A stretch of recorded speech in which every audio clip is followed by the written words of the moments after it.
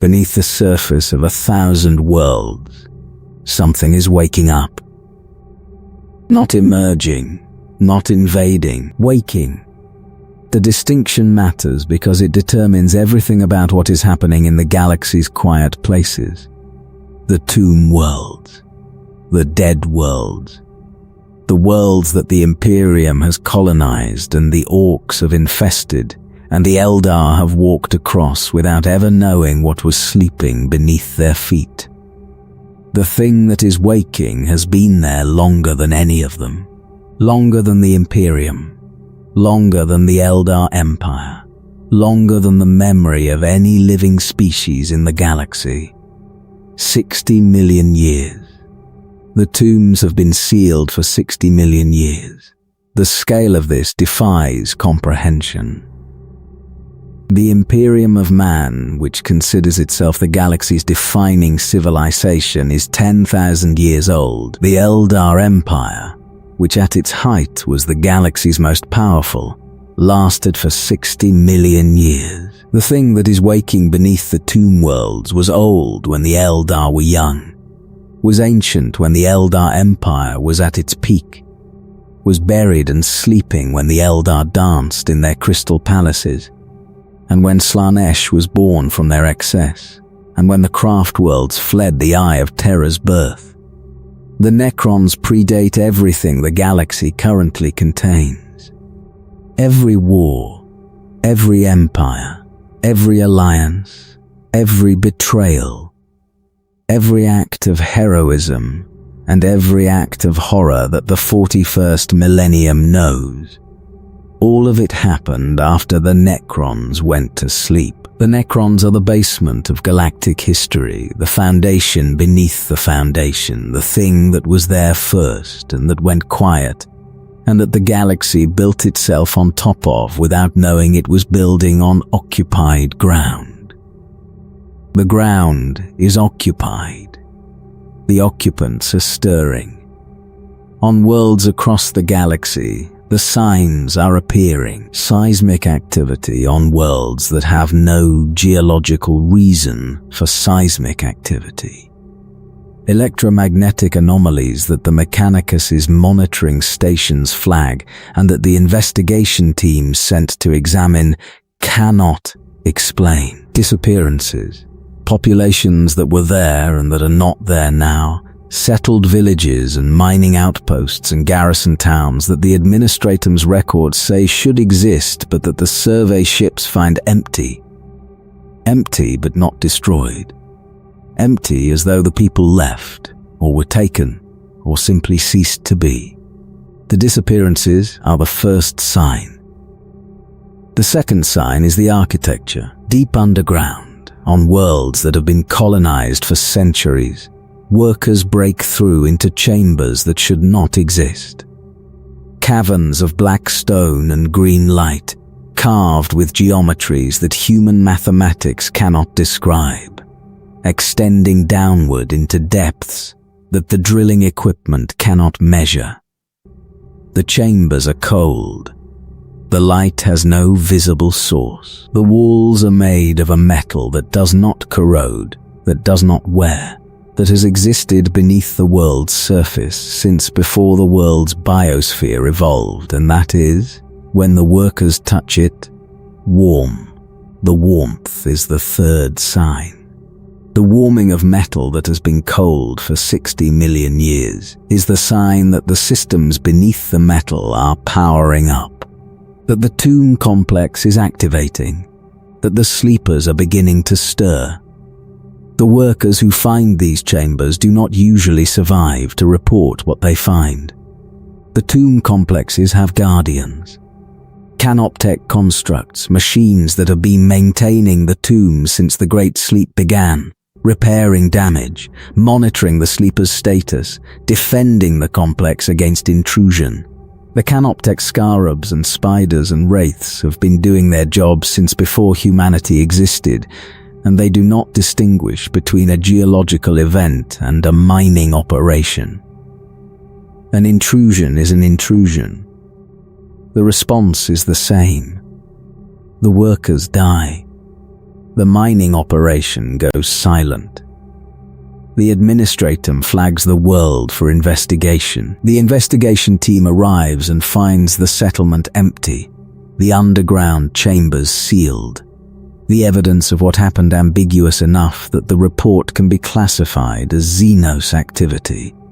Source unknown and filed in the archives, where it will join thousands of similar reports from thousands of similar worlds across the Imperium's territory. The Imperium does not know what is beneath its feet. The Imperium cannot know, because the scale of what is beneath its feet exceeds the Imperium's institutional capacity to process it. The Necrons are not on one world. They are on thousands, tens of thousands. Every world that existed 60 million years ago and that the Necrons claimed during the war in heaven has a tomb complex beneath its surface, sealed, dormant, waiting for the activation signal that will bring its occupants back to the surface. Some of those worlds are now Imperial hive worlds. Some are Space Marine recruiting worlds. Some are forge worlds of the Adeptus Mechanicus. Some are agricultural worlds whose populations have no military capability and no awareness that the ground they farm is the ceiling of a tomb complex containing warriors who were ancient when the first humans stood upright on Terra. The Necrons are waking up. Not all at once. The Great Sleep's end is not a synchronized event, but a gradual, piecemeal process, driven by damage to individual tomb complexes, by the expiration of programmed dormancy timers, by external stimulation from the civilizations that have unknowingly built their cities on top of Necron tombs. The awakening is happening world by world, dynasty by dynasty, across the galaxy's breadth. And each time a tomb world wakes, the galaxy discovers that the history it thought it knew was incomplete, that the galaxy's true owners were not the Imperium, not the Eldar, not the Orcs. They were the machines that slept beneath the surface, patient beyond mortal understanding, waiting for the moment when the sleep would end and the galaxy would learn what had been lying underneath it for 60 million years. The moment is now. The Necrons are returning, and they remember everything. To understand what the Necrons are, you must understand what they were. And what they were was dying. The Necrontyr. The name belongs to a species that no longer exists, not in the way that most extinct species no longer exist. Destroyed by predators or environmental change or the slow grinding of evolutionary competition. The Necrontyr ceased to exist because they chose to cease to exist. And the choosing was the most consequential decision any species has ever made. And the consequences have been running for 60 million years and show no sign of stopping. They were mortal. Desperately, bitterly, furiously mortal. Their homeworld orbited a star that was killing them. A harsh, radiation-scourging sun that bombarded the Necrontyr with energies their biology could not withstand. They did not die of old age in the gentle sense that most species understand. They died of cancer, of cellular breakdown, of the progressive, relentless degradation that their sun's radiation inflicted on every living thing within its reach.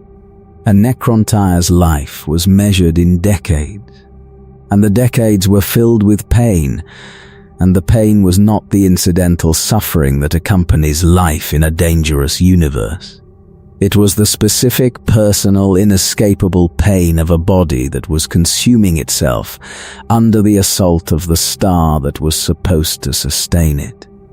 Imagine being born knowing that you are dying, not in the philosophical sense that all living things are dying, not the abstract awareness that mortality exists and that your life will end, in the physical, immediate, daily sense of feeling your body degrade, of watching your cells fail, of knowing that the star above you is the agent of your destruction, and that there is nothing you can do about it, because you cannot change your star, and you cannot leave your world, and the dying is the condition of your existence. This is what shaped the Necrontyr. This is what made them what they were before the Catan and the biotransference and the war in heaven changed them into something else. The Necrontyr's culture, their psychology, their relationship to every other species they encountered, all of it was formed by the foundational experience of being a species that was born dying and that could not stop the dying. They developed technology. Extraordinary technology. The Necrontyr were not a primitive species whose suffering came from ignorance. They were brilliant, inventive, driven by the urgency that a short lifespan produces in a species with the intelligence to know what it is losing. The Necrontyr's engineers built ships that could cross the void between stars. Their scientists probed the fundamental structure of reality with an understanding that rivaled the old ones. Their architects constructed monuments and cities and civilizational infrastructure that would have endured for millennia if the species that built them had endured alongside them. But the technology could not fix the dying. The Necrontyr's engineers could build starships, but they could not build bodies that did not degrade. Their scientists could understand the physics of stellar radiation, but they could not shield their cells from the damage the radiation produced. The technology was extraordinary. The biology was fatal, and the gap between what the Necrontyr could build and what they could not cure was the source of a fury that defined the species as completely as the dying itself. When the Necrontyr looked at the old ones, they saw everything the universe had denied them. The old ones lived for millennia, not decades, not the pain-shortened spans that the Necrontyr endured, but real, full, unconstrained millennia of existence. The old ones moved through the galaxy with the ease of beings who had time. Time to build, time to think, time to develop the patient, long-term projects that their immense lifespans permitted. The old ones had what the Necrontyr wanted more than anything, and the wanting was not greed. It was grief, the grief of a species that knew what life could be and that was denied it by the star it orbited and by the universe that had placed it there. The Necrontyr asked for help. They petitioned the Old Ones, the galaxy's first and most powerful civilization, the beings who had mastered the Imperium and built the webway and seeded life across the stars, to share the secret of their longevity, to give the Necrontyr what the Necrontyr could not give themselves, a life that was not a death sentence. The Old Ones refused. The reasons for the refusal are debated across aeons of hindsight. The Old Ones may have considered the Necrontyr too aggressive, too warlike, too dangerous to be trusted with immortality. The Old Ones may simply not have cared. The refusal's motivation is less important than the refusal's consequence, which was the transformation of the Necrontyr's grief into the most destructive fury the galaxy has ever produced. The Necrontyr went to war. The first war against the Old Ones, fought with the Necrontyr's conventional technology, without the Catan, without the biotransference, without the reality-warping weapons that the later war would produce, was a catastrophe. The Old Ones' mastery of the webway allowed them to outmaneuver every Necrontyr offensive. The Necrontyr's fleets moved through real space. The Old Ones moved through the webway. The Necrontyr arrived at positions the Old Ones had already left. The Necron attacked fortifications the old ones had already reinforced from the other side of the galaxy. The war was not a contest. It was a demonstration of the gulf between a species that controlled instantaneous travel and a species that did not. The Necron were defeated, driven back to the halo stars, to the margins of the galaxy, to the radiation-scorched edges of civilized space where the star that was killing them shone down on the remnants of a species whose fury had not been extinguished by the defeat. If anything, the defeat intensified it. The Necron had been denied immortality by the Old One's refusal. They had been defeated by the Old One's superiority, and they had been exiled to the same killing ground that had produced their fury in the first place.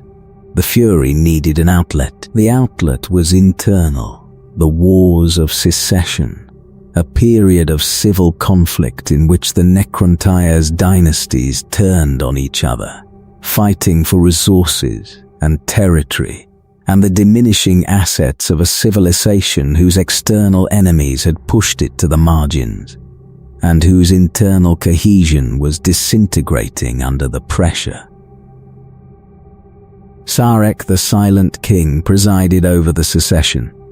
The ruler of the Triarch, the governing council that sat above the individual dynasties, watched his civilization tear itself apart and understood that the Necron needed something to unite them. An external enemy would serve. A cause that could redirect the fury outward, that could give the warring dynasties a common purpose, that could transform the self-destructive energy of the secession into the constructive energy of a unified campaign.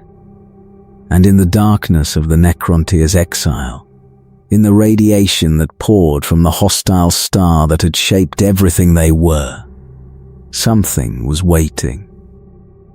Something that had been waiting since the universe was young.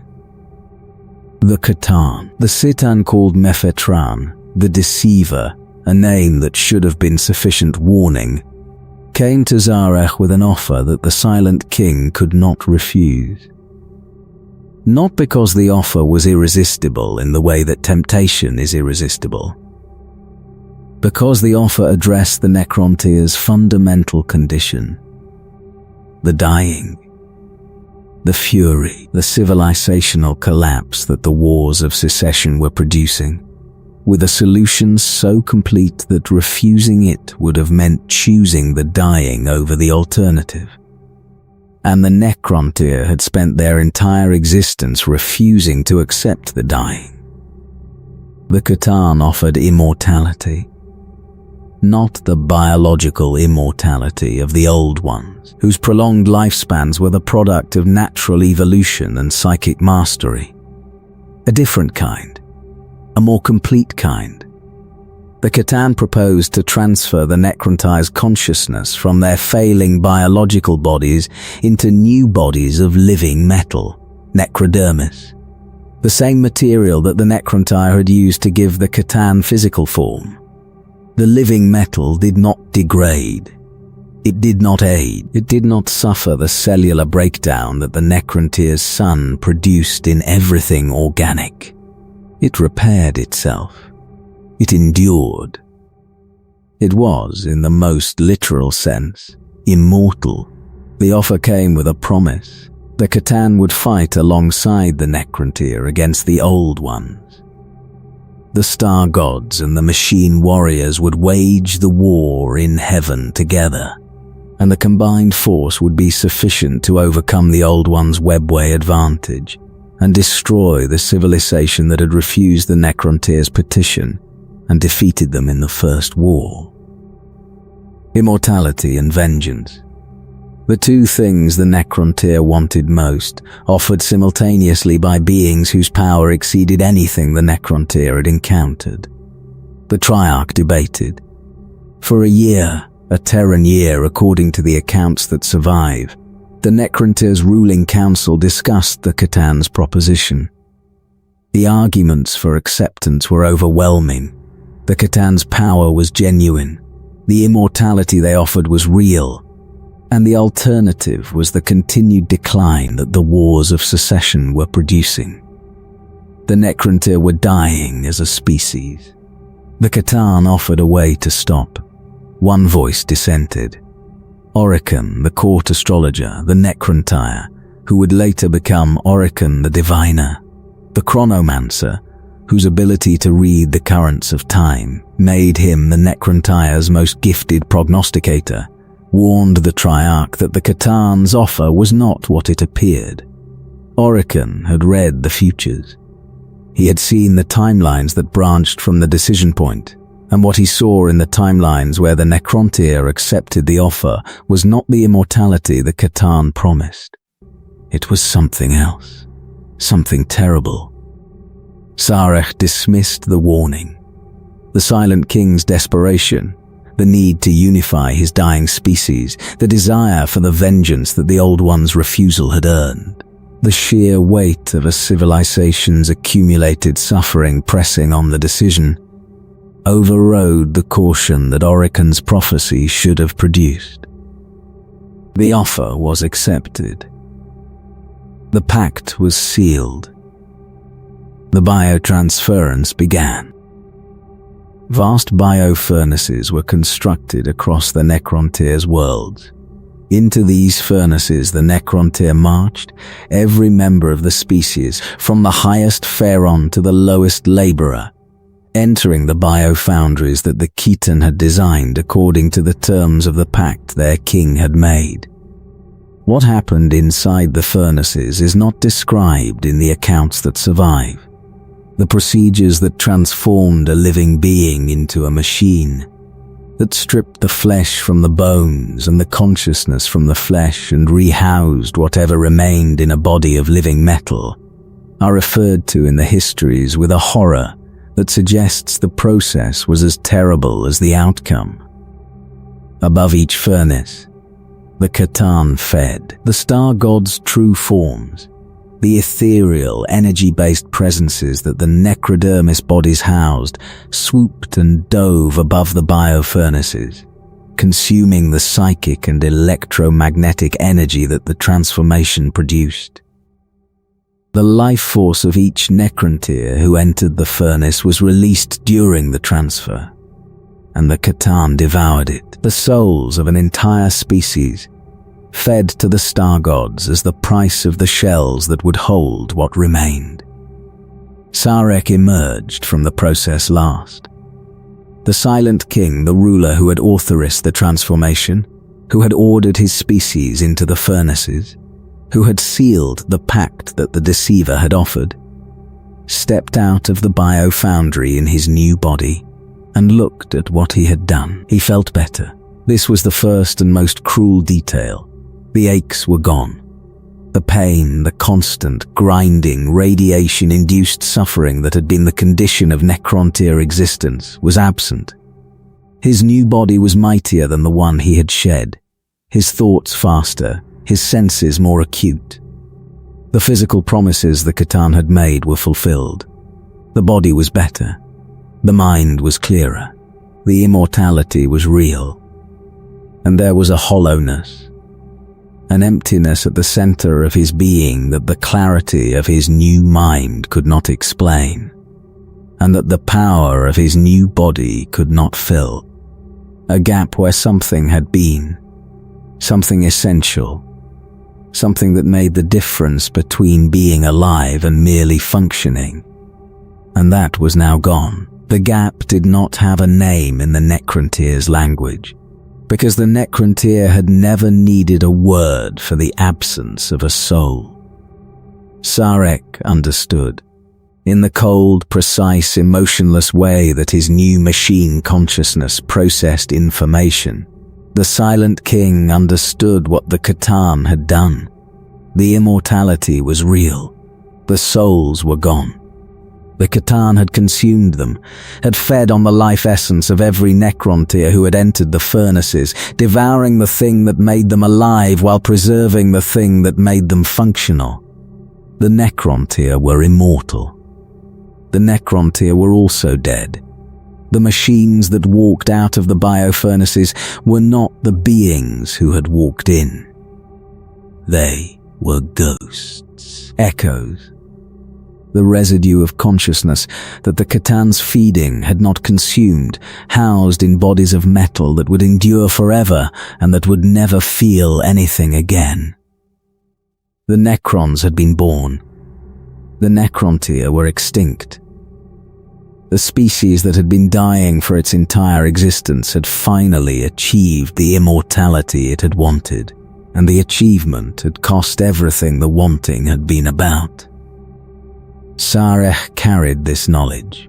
He carried it through the war in heaven and through the revolt against the C'tan and through the Great Sleep and through 60 million years of exile in the void between galaxies. He carried it because his machine body, the most sophisticated in the Necron civilization, preserved his memories with a fidelity that no other Necron's body could match. He was the only Necron who fully remembered what it had been like to be alive, the only one who could measure the distance between what the Necrontyr had been and what the Necrons had become. The distance was the width of a soul. And the soul was gone. The war in heaven's second phase was not a war. It was an annihilation. The first phase, the Necrontyr's original rebellion against the Old Ones, had been a mismatch in the Old Ones' favor. The webway gave the Old Ones a strategic advantage that the Necrontyr's conventional technology could not overcome. The Necrontyr had been defeated, exiled, humiliated. The second phase reversed every element of the mismatch. The Necrons, the transformed Necrontyr, encased in necrodermis, sustained by the technology the C'tan had provided, attacked the Old Ones with capabilities the First War had not contained. The machine warriors did not tire, did not feel pain, did not require the logistical support that biological armies consumed. They did not need food, water, medical care, or rest. They marched. They fought, they fell, and were repaired and fought again. The necrodermis that constituted their bodies flowing back together after damage that would have killed a biological warrior. The resurrection protocols that the C'tan's technology enabled, pulling the machine consciousness back from the edge of dissolution and restoring it to function. And behind the legions, the C'tan fought with the authority of beings who had existed since the universe's birth. The star gods wielded the fundamental forces of reality as weapons: gravity, electromagnetism, the nuclear forces that held matter together. They could extinguish stars. They could create singularities. They could reshape the physics of a region of space so that the matter within it behaved according to rules the C'tan imposed rather than the rules the universe had established. Against this, the Old One's psychic mastery, their command of the Imperium, the warp-based technology that had given them the webway and the power to create species, was formidable, but insufficient. The C'tan existed entirely in the material universe. They had no connection to the warp. The Old One's greatest power operated in a dimension that the C'tan were immune to. The war in heaven consumed the galaxy. Not figuratively, literally consumed it. Star systems were destroyed. Species that the Old Ones had created and nurtured were exterminated. The webway was breached through the dolmen gates that the C'tan called Niadra-Zatha, the Burning One, showed the Necrons how to build. The network of instantaneous travel that had been the Old One's greatest advantage was turned into a corridor through which the Necrons could pursue the Old Ones into their own sanctuaries. The Old Ones responded with desperation. They created the Eldar, the Krork, the other warrior races. Species engineered with psychic capabilities that could be directed against the Chitan. These species fought the Necrons with powers that the machine warriors could not counter, channeling the warp's energies against beings whose bodies existed in the material universe but whose opponents could attack from a dimension the Necrons could not enter. The war raged for millennia. The galaxy burned. The psychic emissions of the war's violence corrupted the calm Imperium, transforming it into the hostile warp that the 41st millennium knows. The corruption produced the enslavers, psychophagic entities that poured through the barrier between dimensions and attacked both sides indiscriminately. The Old Ones fell. Their civilization, besieged from the material side by the Necrons and the Satan, and from the immaterial side by the enslavers, collapsed. The gardeners of the galaxy were destroyed, and their garden was left burning, and the Necrons stood in the wreckage of the civilization they had spent 60 million years hating. The victory was complete. The vengeance was achieved. The Old Ones who had refused the Necrontyrs' petition were gone, and the Satan, the beings who had made the victory possible, who had provided the technology and the power and the living metal bodies that the Necrons fought in, turned their hunger toward the only remaining feast. The Catan had been feeding throughout the war, on the life force of the conquered species, on the psychic emissions of the dying, on the souls that biotransference had stripped from the Necrontyr, and that the bio-furnaces had delivered to the star god's appetites. The feeding had made the Satan more powerful than they had ever been, concentrated, focused, glutted on the energy of a galaxy's worth of species that the war had consumed. And then the Satan began feeding on each other.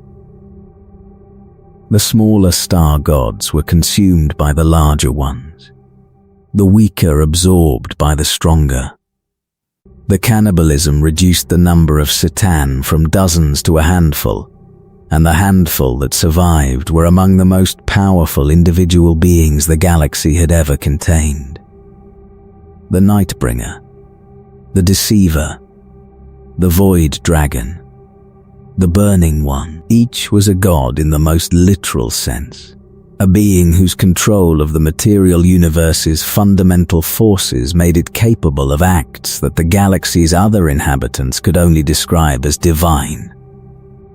Sarek watched the cannibalism and understood what it meant. The Catan had used the Necrontyr, had offered immortality as the bait that would deliver an entire species' souls to the star god's hunger, and had used the transformed Necrons as the army that would fight the war the Kitten wanted fought. The Necrons were tools, weapons wielded by gods who regarded them not as allies but as instruments. Instruments whose continued usefulness was the only thing preventing the Catan from consuming them as they had consumed everything else. The Silent King decided that the tools would turn on the wielders. The revolt against the Catan was the most audacious act of rebellion in the history of the galaxy, and it succeeded because the rebels had no choice. Sarek planned the uprising in the silence that had defined his rule, the silence of a king who addressed his subjects only through the other two members of the Triarch, who kept his own counsel, whose thoughts were not shared even with his closest advisors. The biotransference had given Sarek something that no other ruler in the Necrontyr's history had possessed: the engrammatic command protocols. Every Necron mind contained embedded instructions that granted the Silent King absolute authority over the species, not political authority, not the kind of power that could be challenged or circumvented or overthrown through conventional political means. Absolute neurological authority. The Necrons obeyed Sarek because their minds were physically incapable of disobedience. Sarek used this power to coordinate the revolt.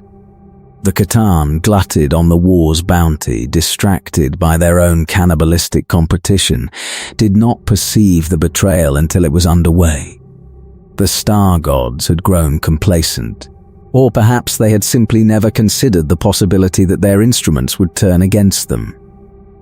The Necrons had been tools. Tools do not rebel. These tools did.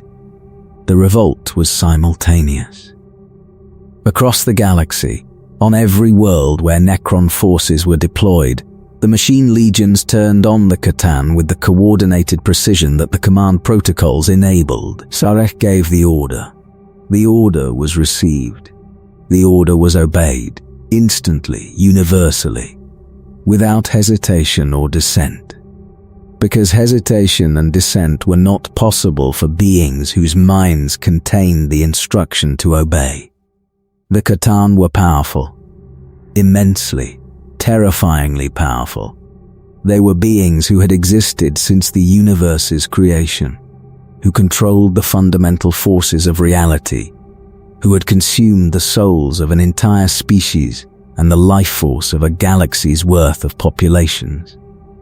Individual Necron warriors or even Necron legions could not have defeated them, but the entire Necron civilization, attacking simultaneously, using every weapon and every technology that the war against the Old Ones had developed, could weaken them, could break them, could take the surviving C'tan, the gods who remained after the cannibalism had concentrated their number, and shatter them into fragments that were individually powerful but collectively diminished. The C'tan could not be killed. They were too fundamental, too deeply integrated into the fabric of the material universe for any technology to eliminate, but they could be shattered. C'tan shards, the pieces of gods broken by the revolt, imprisoned in tesseract labyrinths, extra-dimensional prisons that the Necrons' technology could maintain indefinitely, devices that held the fragments in containment that the fragments could not escape. Each shard retained a portion of the C'tan's original power, a fragment of the star god's capability, diminished but still formidable, capable of acts that the galaxy's other inhabitants would classify as divine. The shards were not discarded, they were preserved. Kept in the Necrons' vaults, maintained in their prisons, available for deployment when the Necrons required a weapon of last resort. A C'tan shard, released from its tesseract labyrinth and directed at an enemy, was among the most powerful weapons in the Necron arsenal. A piece of a god, wielded by the beings who had broken the god, used as a tool by the civilization that had been the god's tool. The irony was complete. The C'tan had used the Necrons as instruments. Now the Necrons used the shattered C'tan as instruments.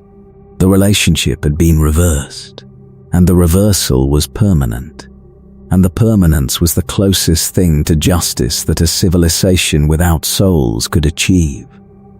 After the revolt, Sarek looked at the galaxy and made his final decision as the Silent King. The galaxy was ruined. The war in heaven had devastated it, star systems destroyed, species exterminated, the Imperium corrupted, the enslavers raging through the dimensional barriers. The Necrons stood as the dominant force in a galaxy that had been emptied of everything worth dominating. The garden was burned. The gardeners were dead. The species the gardeners had created were fighting for survival against the enslavers, and the Necrons' own forces were depleted by the war and by the revolt. Sarek calculated. The galaxy would recover. Life would return. New species would develop. New civilizations would emerge. The biological diversity that the war had devastated would replenish itself across the timescales that geological recovery required. If the Necrons waited, if they entered a state of dormancy and allowed the galaxy to heal, they could awaken to a galaxy that was alive again. A galaxy that contained the biological species whose bodies might, with sufficient research and technology, serve as vessels for the Necron consciousnesses that biotransference had stripped of their original flesh. The dream was restoration. Sarek's ultimate goal, the thing he carried through the war in heaven and the revolt and the 60 million years that followed, was the reversal of biotransference. The return of the Necrons to biological existence, the reclaiming of the flesh that the Catan had stolen and that the biofurnaces had consumed. The souls were gone. The souls could not be recovered.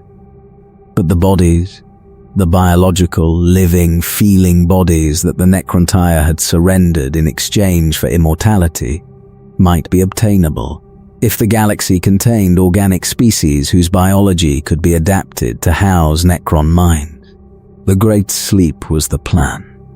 The Necrons would hibernate. 60 million years of dormancy, sealed in tomb complexes beneath the surfaces of worlds they had claimed during the war, maintained by canoptech constructs that would repair damage and monitor the sleepers and defend the tombs against intrusion. When the sleep ended, the galaxy would be alive again, and the Necrons would wake to a galaxy full of the biological material they needed to pursue the reversal. Sarek gave the order. The last order of the Silent King, transmitted through the command protocols to every Necron in the galaxy. Sleep, wait, awaken, ready to rebuild. And then he did something that no one expected. He destroyed the command protocols, the engrammatic instructions that gave him absolute authority over every Necron mind. The mechanism that had enabled the revolt against the Catan, that had kept the Necron civilization unified throughout the war, that would have given Zarek the unquestioning obedience of his entire species for the duration of the Great Sleep and beyond. He erased them, deleted the code that made him a god in all but name, removed the levers that would have let him pull his civilization in any direction he chose. Why? Because he had failed them. The Silent King who had authorized biotransference, who had sold his species' souls for immortality, who had marched them into the biofurnaces and watched the Catan feast on their life essence. This king did not deserve the absolute power the command protocols provided. The power had been useful, the power had been necessary, but the power belonged to a ruler who had earned it through wisdom, and Sarek had not been wise. He had been desperate, and the desperation had produced the worst decision in the history of intelligent life. Without the command protocols, the Necron dynasties would be free. Free to obey or disobey. Free to follow the Silent King's leadership or to reject it. Free to make their own decisions when they awoke, governed by whatever loyalty or ambition or madness the Great Sleep had left intact. The tomb world sealed.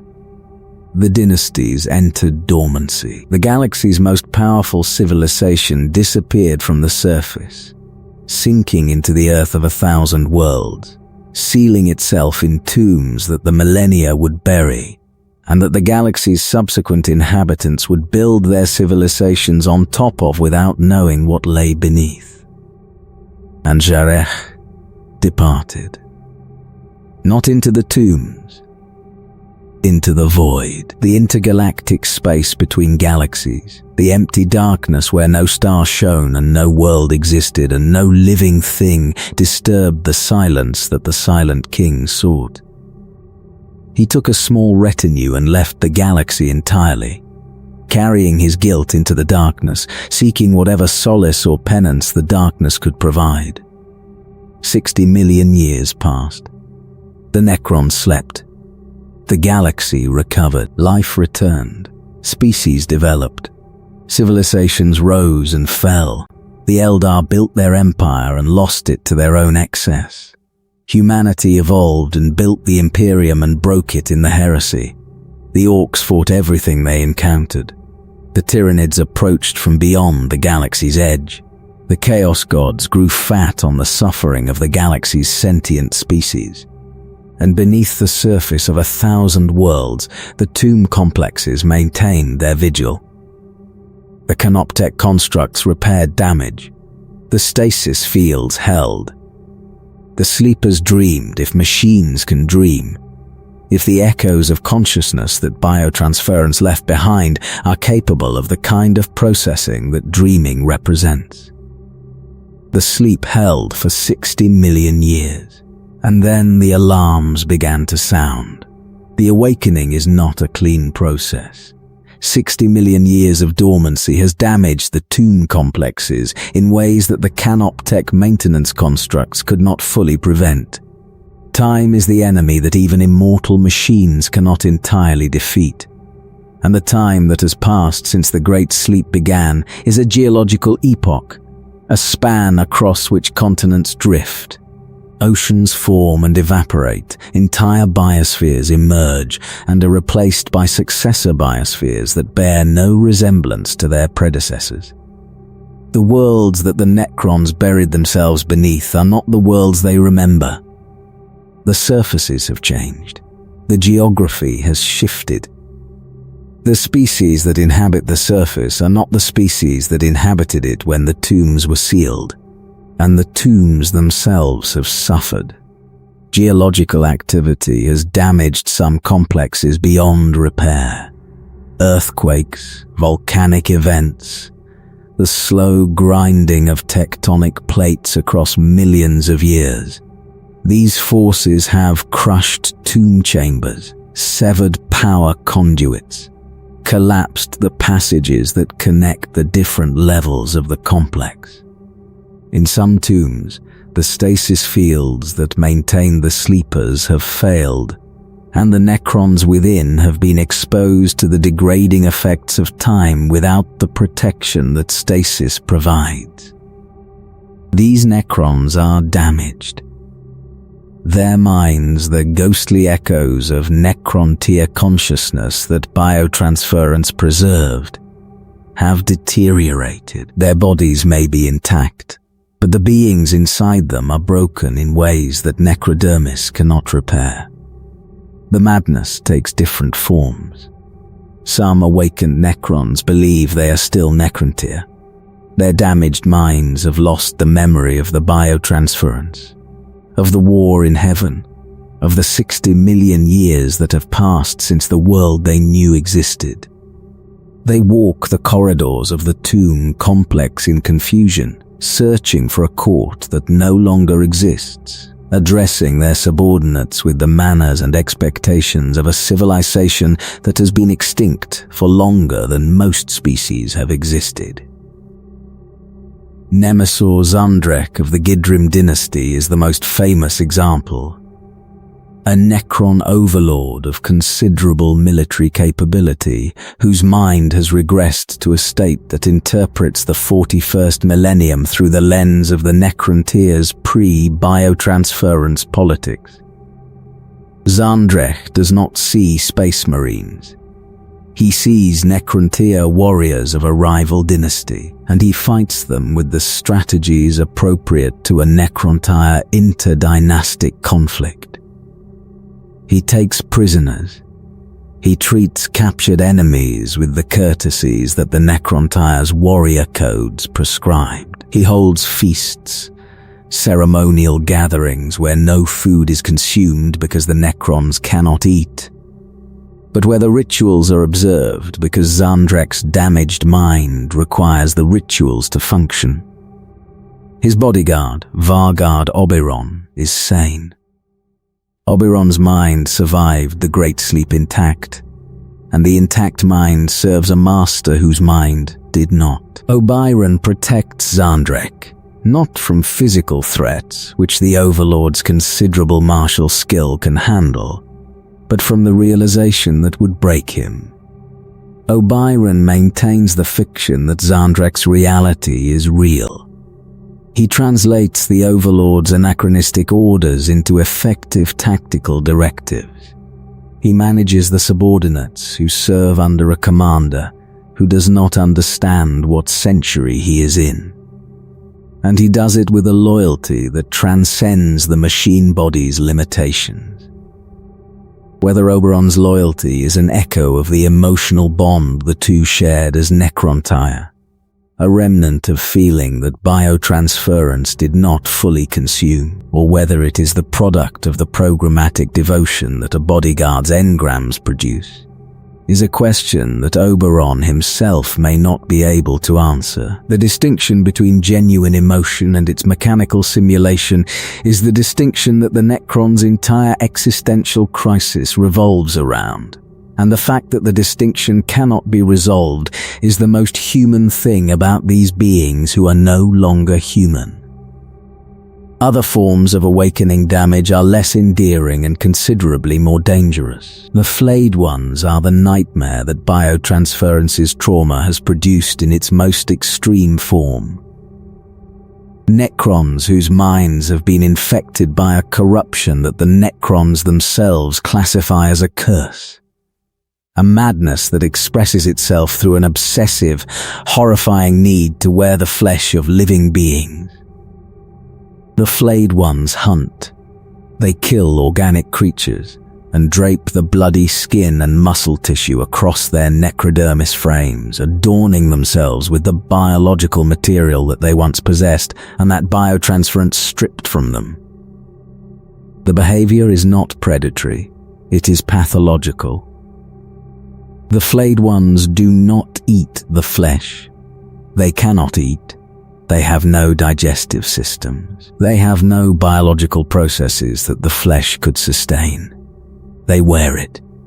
They stretch the skin of their victims across their metal bodies, and they walk through the tomb complexes and across the battlefields with the rotting, dripping evidence of their kills hanging from their frames like grotesque garments.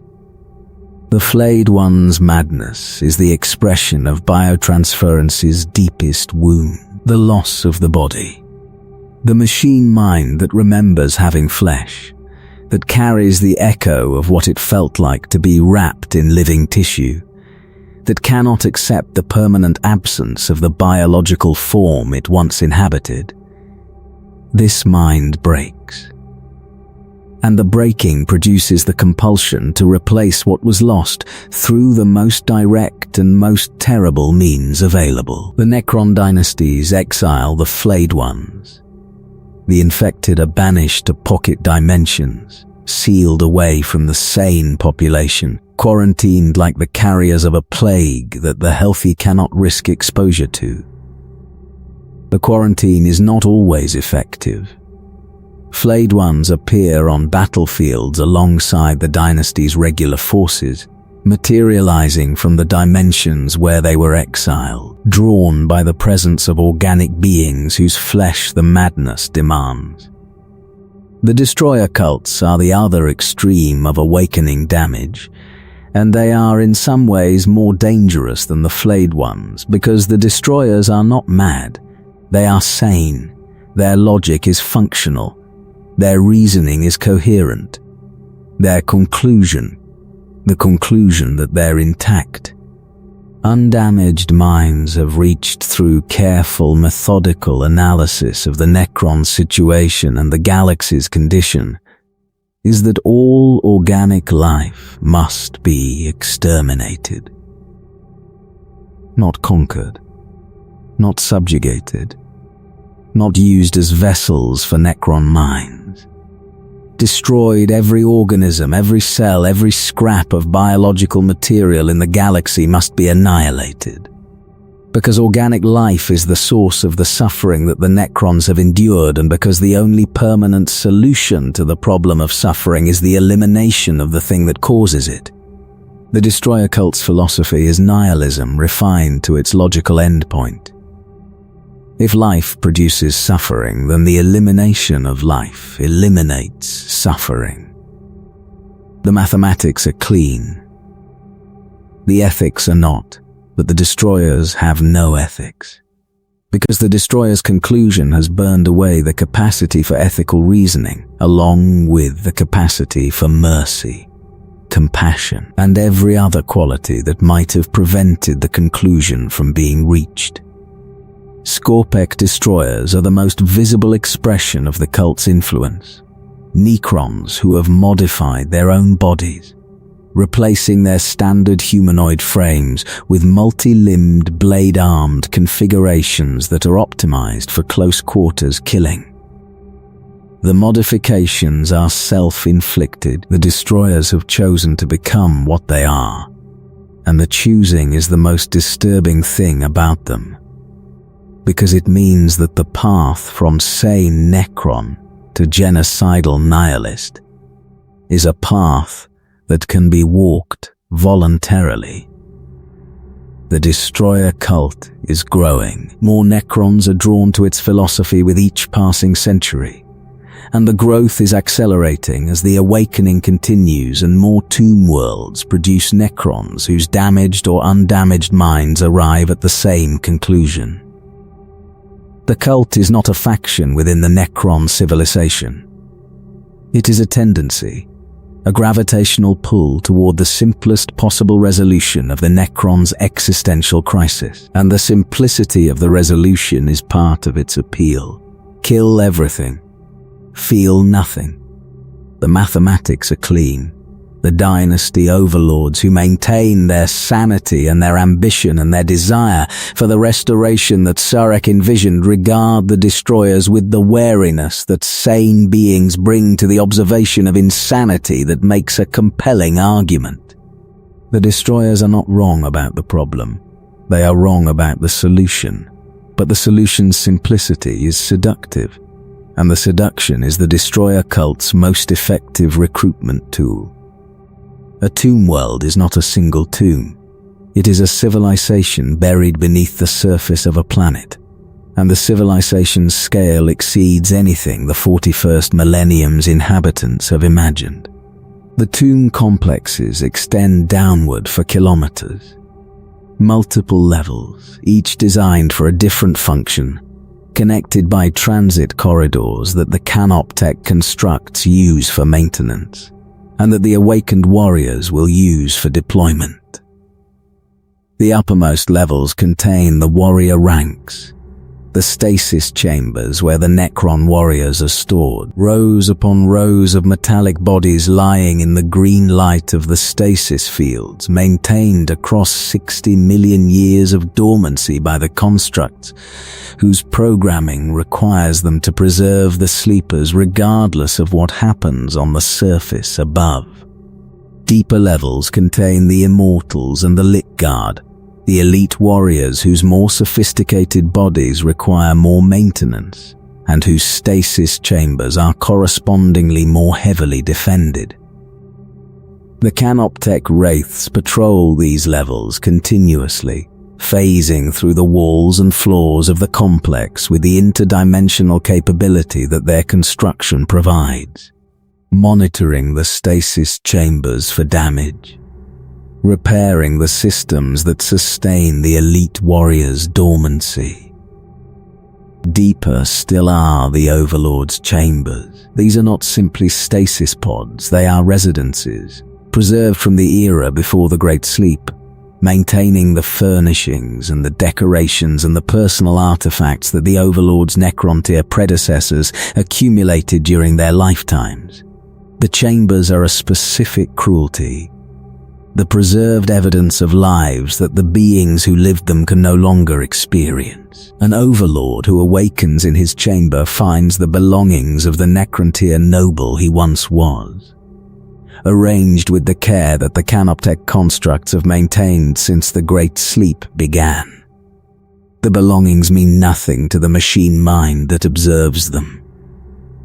The machine mind cannot feel the attachment that the living mind once felt. The belongings are artifacts of an era that the Overlord can remember, but cannot touch.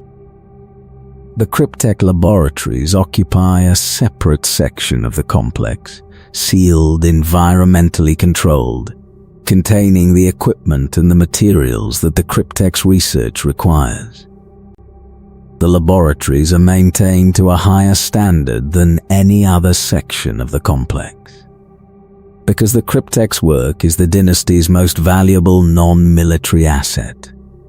A Cryptek whose laboratory has been damaged by aeons of geological activity may find his research set back by centuries. And the setback is not simply an inconvenience. It is a delay in the pursuit of restoration that the dynasty's survival may depend on. The deepest levels contain the power sources. The tomb complexes are powered by energy systems whose output exceeds anything the Imperium's technology can produce at comparable scale. Reactors that convert matter directly into energy. Stellar-class power plants compressed into chambers that the Mechanicus's engineers would need buildings to house.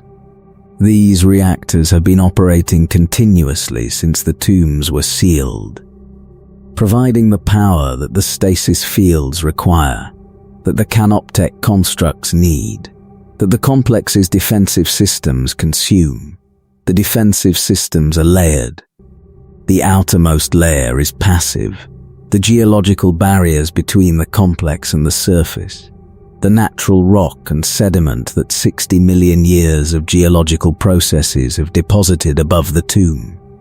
The next layer is active, sensor networks that monitor the approach of intrusion, automated weapons that activate when intrusion is detected, the canoptek scarabs and spiders and wraiths that respond to threats with the immediate, overwhelming force that the complex's programming prescribes.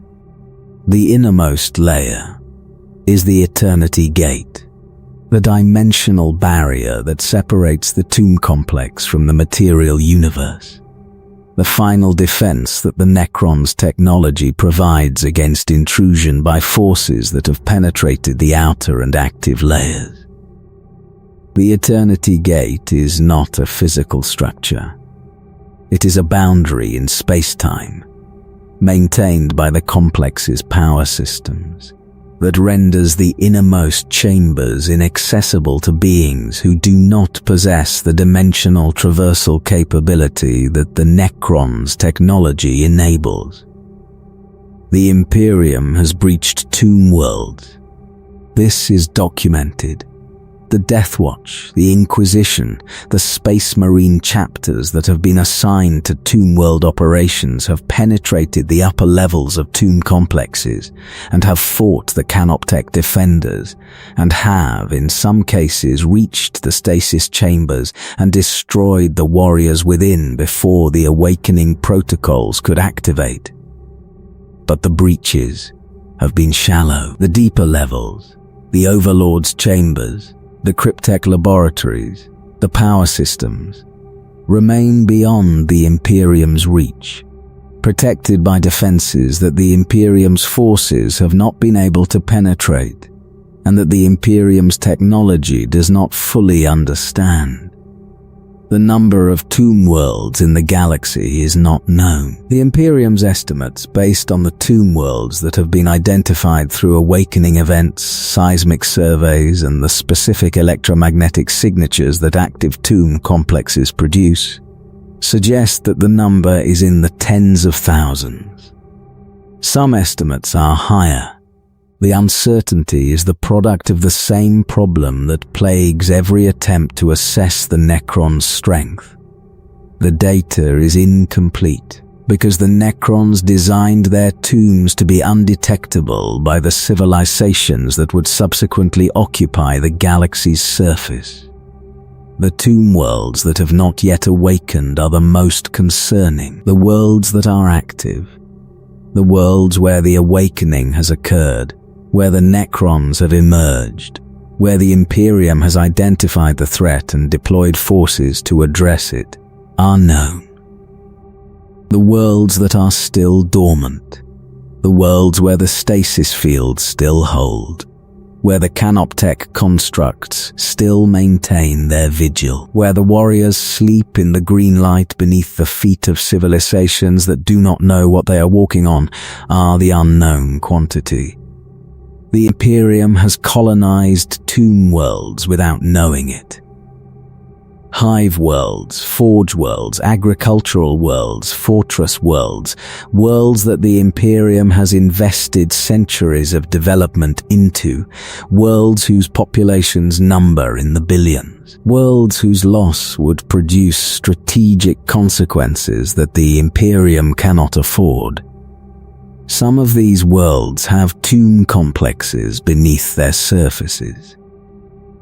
When these worlds awaken, not if, when, because the awakening is a process that the Great Sleep's expiration makes inevitable, the populations above will discover that their world was never theirs. The hive city they built is sitting on the ceiling of a tomb complex. The manufactoria they operate are powered by generators that are, in geological terms, millimeters above the power systems of a civilization that predates everything the hive city contains. The people who live on the world's surface are, from the Necrons' perspective, squatters who have been occupying Necron property for a period that the Necrons consider insignificant.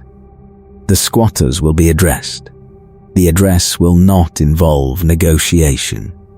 Because the Necrons do not negotiate with species they do not consider their equals, and the Necrons do not consider any species their equal, the address will involve the emergence, the green light, the silence, the advance, and the people who built their lives above the tomb will learn, in the worst possible way, what was sleeping beneath their feet. The Necron civilization that is awakening is not a unified force. This is the most important thing the Imperium does not fully understand about the Necrons, and the misunderstanding produces tactical and strategic errors that the Necrons exploit with the patience of beings who have eternity to wait for their enemies to make mistakes. The Imperium classifies the Necrons as a single faction. This is wrong. The Necrons are a collection of dynasties, independent political entities, each governed by its own pharaon, each maintaining its own territory, each pursuing its own objectives with the resources and the military force that the dynasty commands. The dynasties were independent before the Great Sleep. They are independent after it. The command protocols that Sarek destroyed before his exile were the mechanism that would have maintained unity, and without them, the dynasties are free to cooperate or compete, as their pharaoh's ambitions dictate. Some dynasties cooperate. The Saracen dynasty, the Silent King's own, has been working since Sarek's return to build a coalition of dynasties united under the Triarch's restored authority. The effort has produced results. Several dynasties have acknowledged the Silent King's leadership and committed their forces to his campaigns. But the acknowledgement is not universal. Some dynasties resent the Silent King's return after 60 million years of absence. Others have developed their own power structures during the Great Sleep and are not inclined to subordinate those structures to a king who abandoned them. The Sautek dynasty is the most powerful independent force. Under the command of Imhotep, the Stormlord, the pharaoh who has united the Sautek's fractious sub-dynasties through a combination of military genius and ruthless political management, the Sautek have become the most expansive Necron dynasty in the galaxy. Imhotep's campaigns have conquered dozens of worlds, and his tactical capability is such that he has never been defeated in open battle. His record exceeds any other Necron commander's, and his ambition exceeds his record. Imhotep does not recognize the Silent King's authority. This is the most significant political development in the Necron civilization since the Awakening began, and the development has produced consequences that are still unfolding. The Stormlord regards Sarek's return as an intrusion, the reappearance of a king who abandoned his people 60 million years ago, and who now expects the obedience that his abandonment forfeited. Imhotep has his own plans for the Necron civilization, and those plans do not include subordination to a ruler whose greatest achievement was the worst decision in the history of the species. Below the Pharaons, the hierarchy descends through levels that echo the Necron tier's original social structure. Overlords govern individual tomb worlds or sectors of a dynasty's territory, commanding the military forces and the administrative apparatus that the tomb world's operations require. Lords serve the overlords, managing specific domains, military units, territorial region, functional areas that the dynasty's governance requires. The hierarchy is rigid, ancient, and enforced through a combination of the residual social programming that biotransference preserved and the pragmatic reality that the dynasty's survival requires coordination.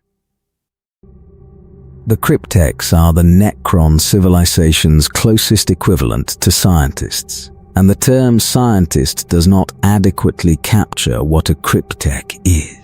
The cryptechs are masters of technologies that the Imperium's Mechanicus would classify as sorcery, dimensional manipulation, temporal engineering, atomic transmutation.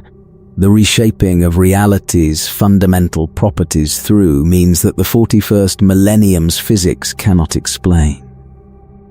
A cryptech who specializes in chronomancy can manipulate the flow of time within a localized area.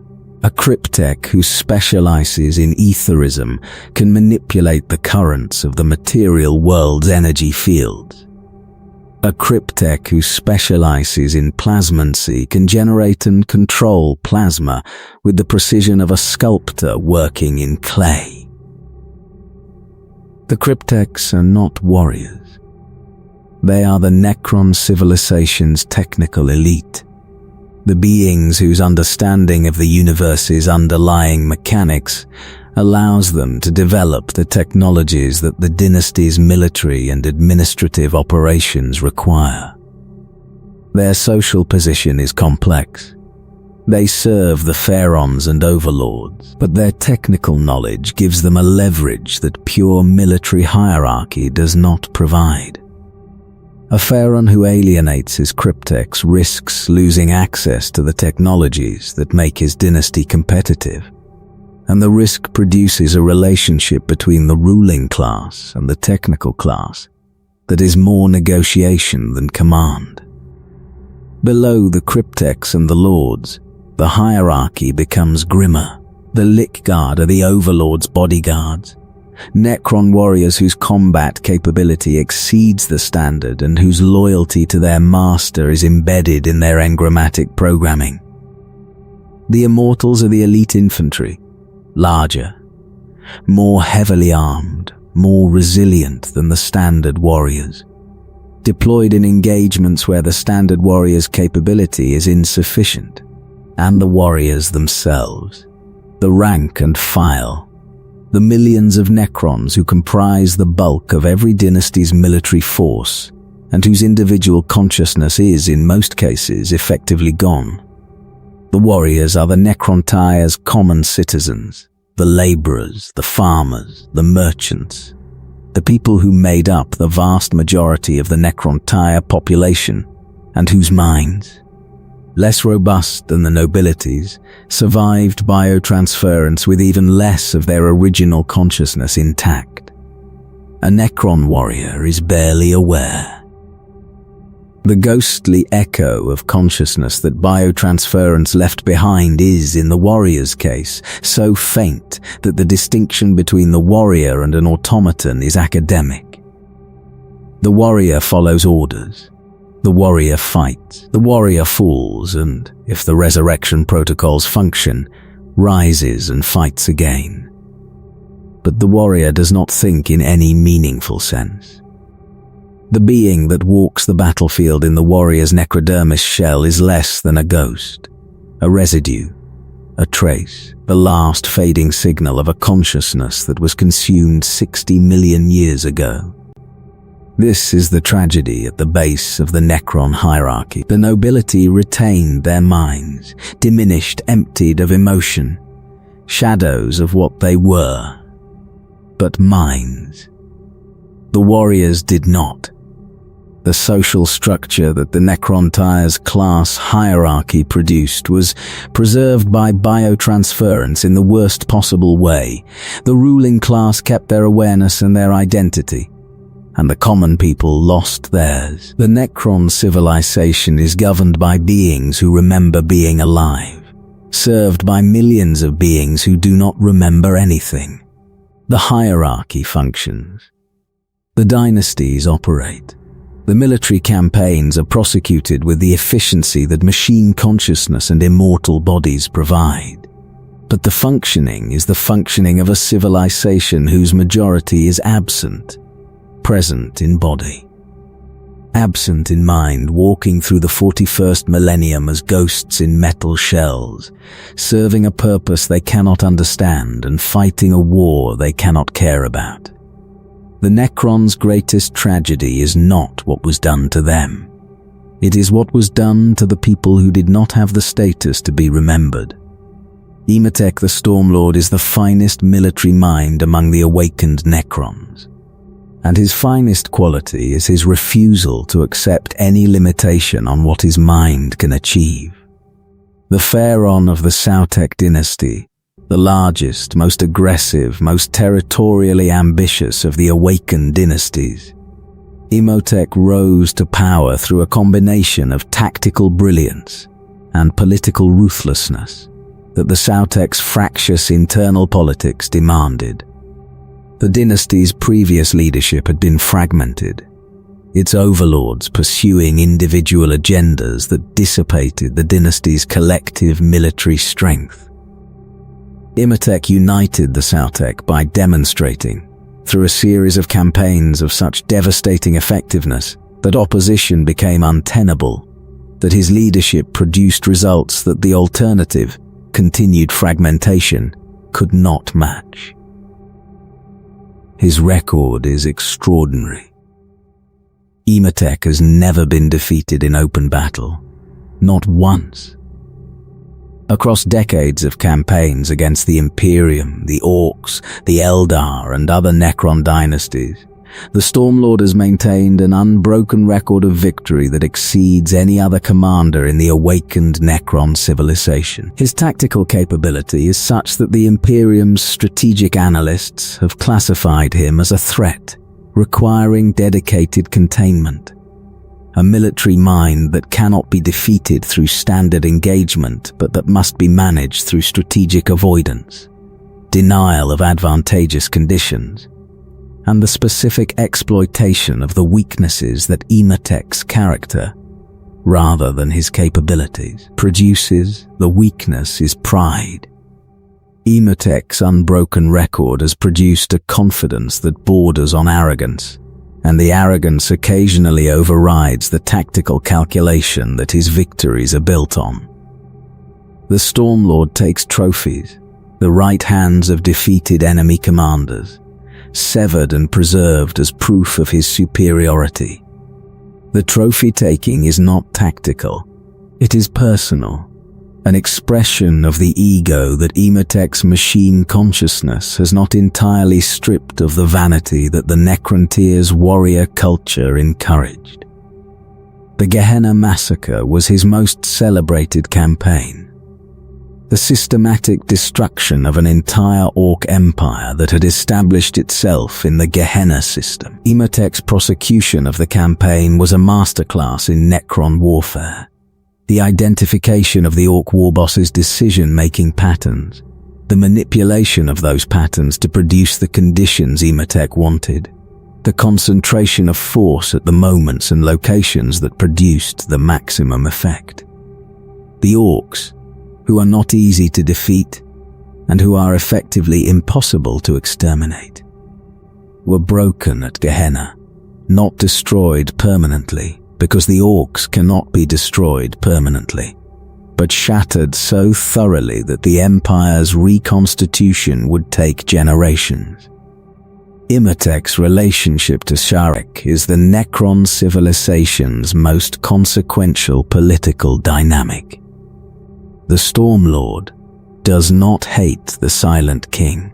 The machine minds that biotransference produced are not well suited to hatred, and Imhotep's tactical brilliance does not extend to wasting cognitive resources on emotional responses that do not serve his objectives.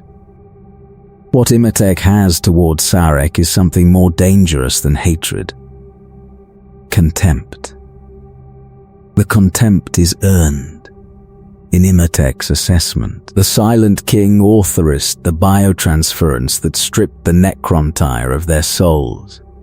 The Silent King led the species into the bargain that consumed them.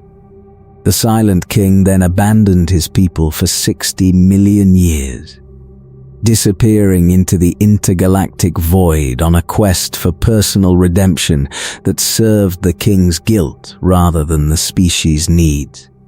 And now the Silent King has returned, expecting the obedience that his 60 million year absence has not earned, demanding that the dynasties that survived without him subordinate themselves to a ruler who was not present for their survival. Imhotep has revolted. The Stormlord's opposition to the Silent King's authority has escalated from political resistance to open military action. The destruction of Blackstone pylons within the Pariah Nexus, the deliberate sabotage of the Silent King's most important strategic initiative, the declaration that the Sautek dynasty will not be governed by a king whose claim to authority rests on a legacy of failure. The revolt is not principled in the way that the Farsight Enclave's revolt against the Ethereals is principled. Imhotep is not rejecting the concept of centralized authority. He is rejecting the specific individual who claims it. And the rejection is driven by ambition as much as it is by assessment. Imhotep believes he would be a better ruler of the Necron civilization than Sarek. He believes his record supports the claim. He may be right. But Imhotep's opposition to Sharek also opposes the Silent King's ultimate goal, the reversal of biotransference, the restoration of the Necrons to biological existence. Imhotep does not want the reversal. The Stormlord has made his peace with his machine body, has embraced the advantages that necrodermis provides, has built his identity around the capabilities that biotransference gave him. To reverse the process would be to return to the frail, dying, radiation-blighted biology that the Necrontire endured, and Imhotep has no desire to resume the dying.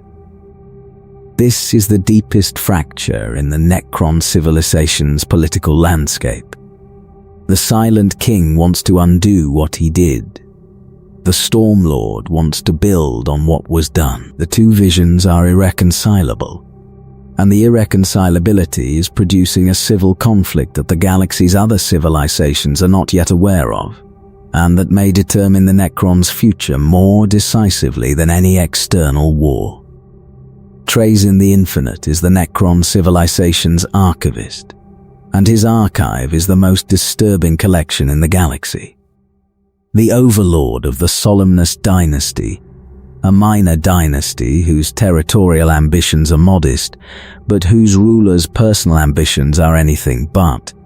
Trazyn has dedicated his existence to the collection and preservation of the galaxy's significant artifacts, moments, and specimens. The collection is vast, housed in the galleries of Solemnus, a world that Trazyn has transformed into a museum of galactic history that no visitor has ever been permitted to tour. The collection includes artifacts. This is the conventional part: ancient weapons, Xenos technology, Imperial relics, chaos-tainted objects sealed in containment fields. The kind of items that any sufficiently obsessive collector might accumulate, given sufficient time and resources. And Trazyn has had 60 million years and the resources of a Necron dynasty at his disposal. The collection also includes people, living specimens, captured on battlefields and at significant historical moments, preserved in stasis fields that maintain them in the exact condition they occupied at the moment of their capture. A space marine mid-charge, frozen in the instant of his assault, his expression fixed in the fury that the stasis field trapped alongside his body. An orc warboss in the act of bellowing a warg, his massive frame suspended in the green-skinned monument to violence that Trazyn found aesthetically interesting enough to preserve. An inquisitor whose investigation brought her too close to Solemnus's secrets, now part of the collection she was investigating. Trazyn is not cruel.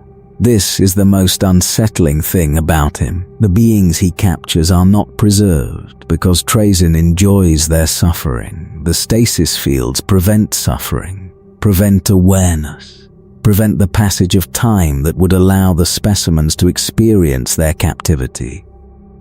Trazyn preserves them because they are interesting. Because the moment of their capture represents something significant in the galaxy's ongoing narrative, and the significance deserves preservation, and preservation is Trazyn's purpose, in the same way that warfare is a firecast warrior's purpose, and diplomacy is a watercast diplomat's purpose. He does not see what he does as wrong. The specimens are maintained. They are safe.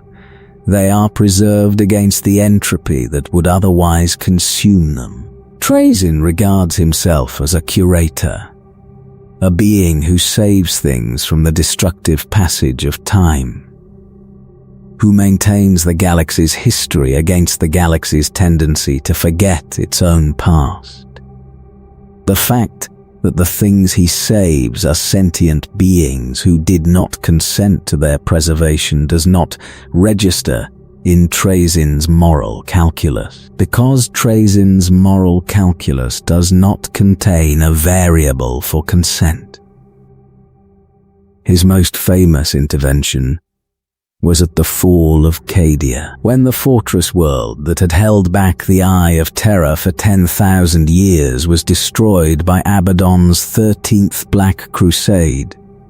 Trazyn was present, not as a combatant in the conventional sense, but as a collector who recognized that Cadia's fall was one of the most significant moments in galactic history, and that the moment deserved representation in his gallery. Trazyn contributed to the defense, releasing specimens from his collection, deploying them on the battlefield as allies of convenience, providing the defenders with reinforcements that the defenders had not requested, and that Trazyn had not offered out of altruism, but out of the pragmatic calculation that the battle's prolongation would make the eventual collection of its artifacts more interesting.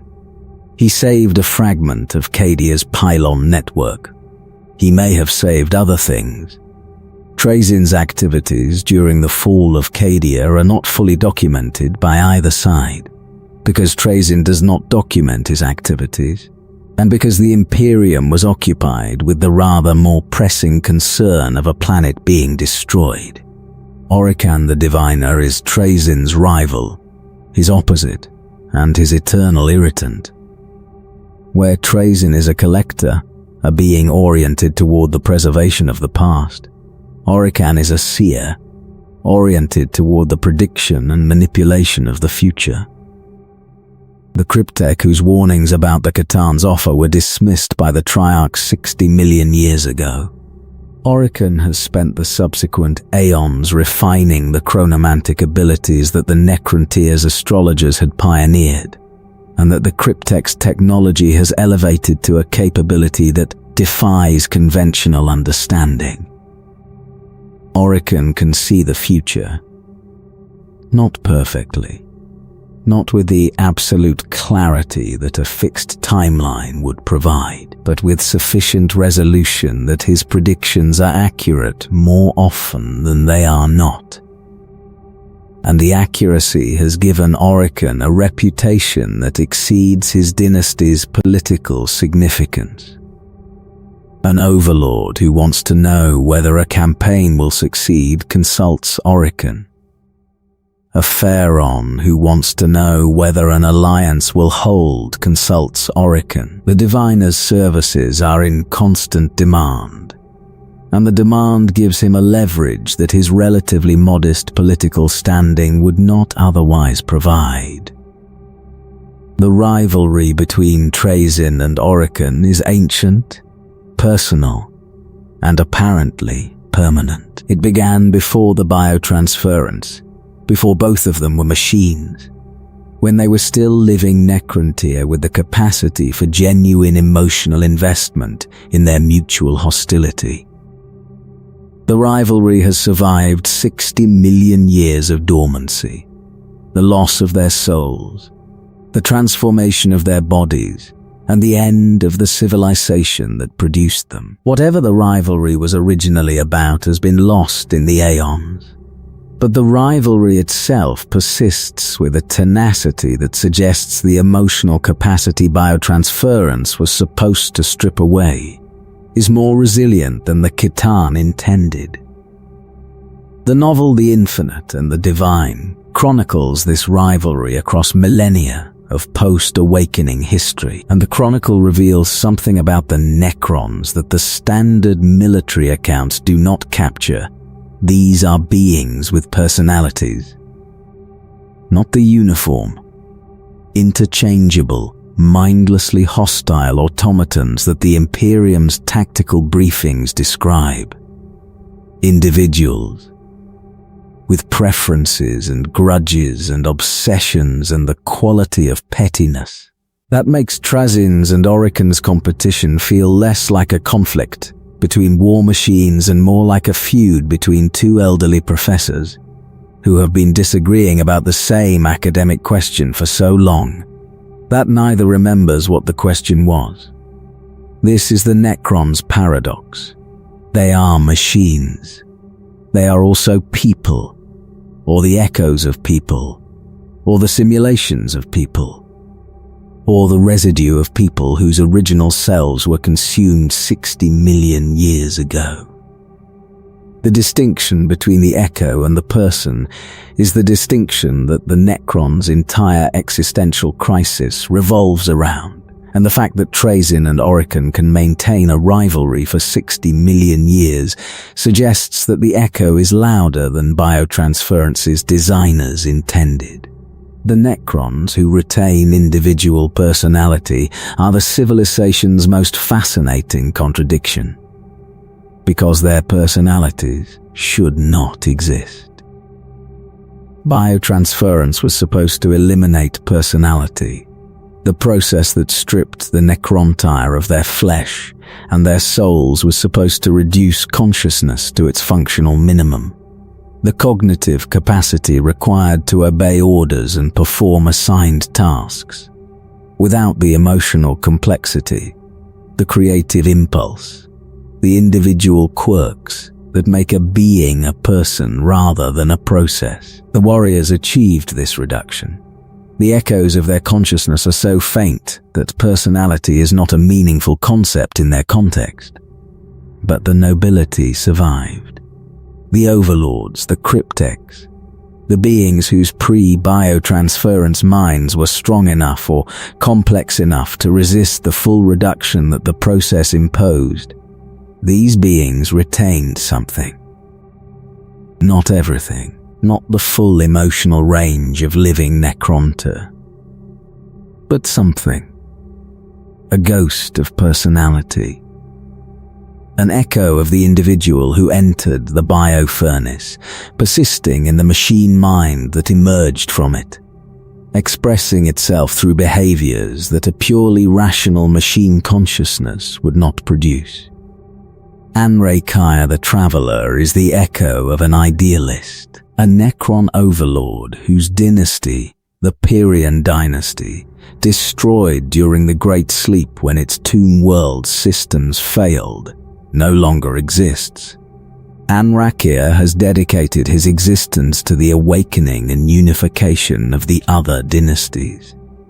He travels between tomb worlds, arriving uninvited, activating the awakening sequences, offering the newly awakened dynasties the opportunity to join the broader effort of Necron reunification.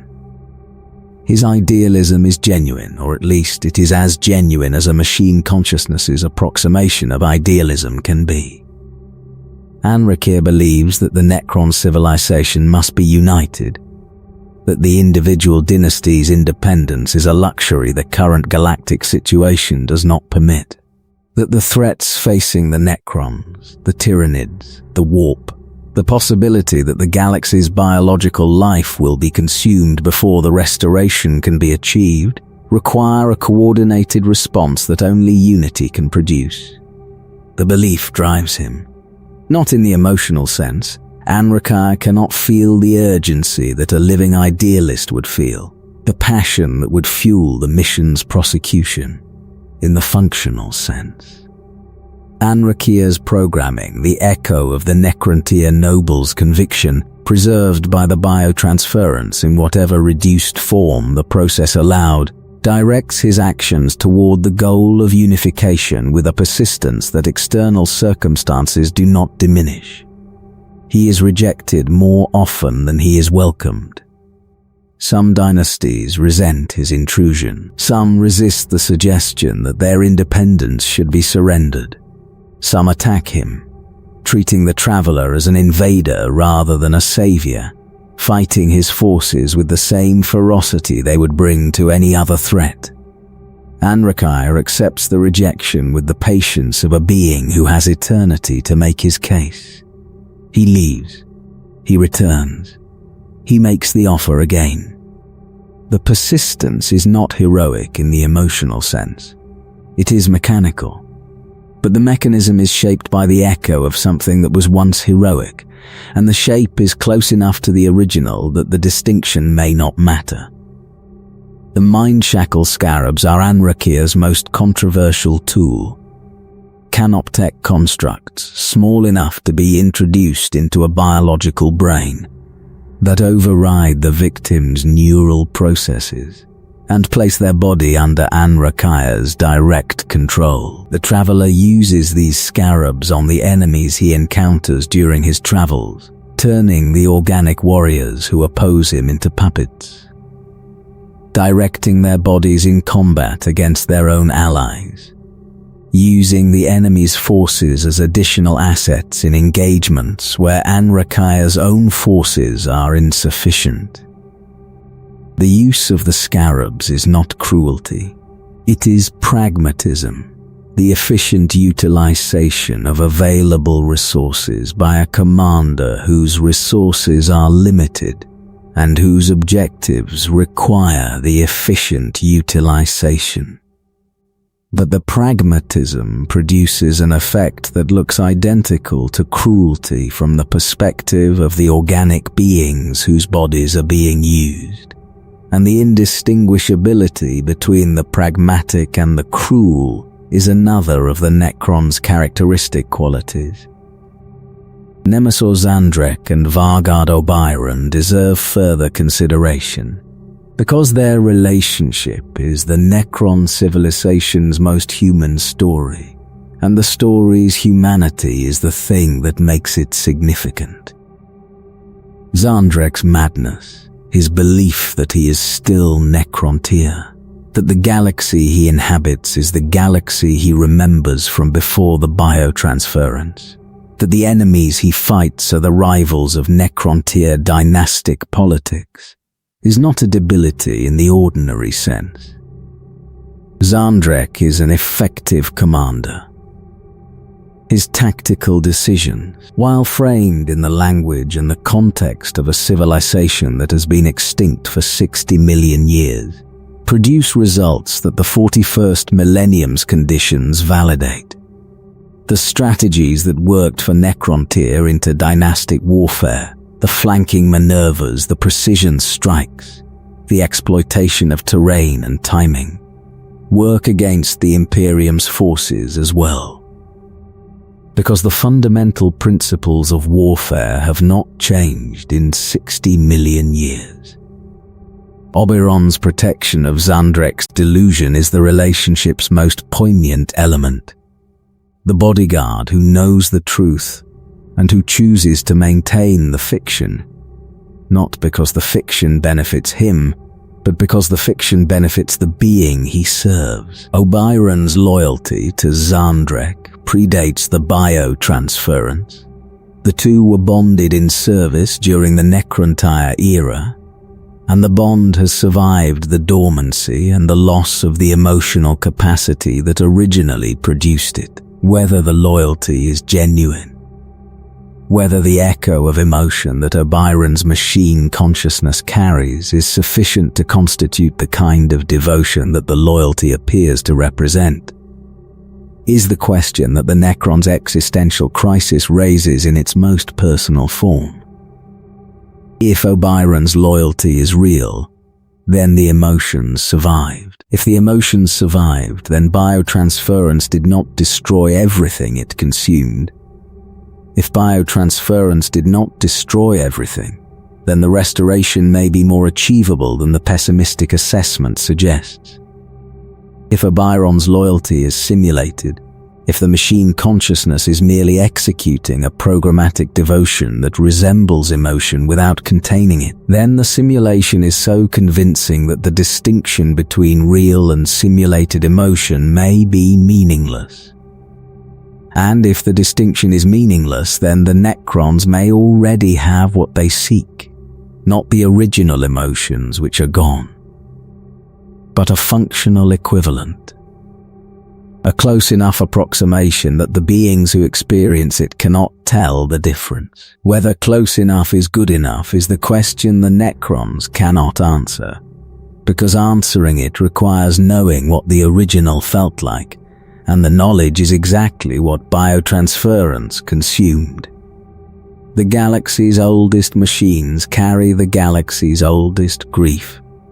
And the grief is not an emotion, it cannot be, because the emotional apparatus was consumed. It is the memory of what emotion was, preserved in machine minds that are sophisticated enough to recall the experience and too diminished to reproduce it. This is the Necrons in their most reduced and most essential form, beings who remember being alive. Beings whose entire civilization is shaped by the memory of a state they cannot return to. Beings who have been carrying the distance between what they are and what they were for 60 million years. And who will carry it for 60 million more. Because the bodies that hold the memory do not die. The machines remember. The memory is all they have. And the memory is not enough.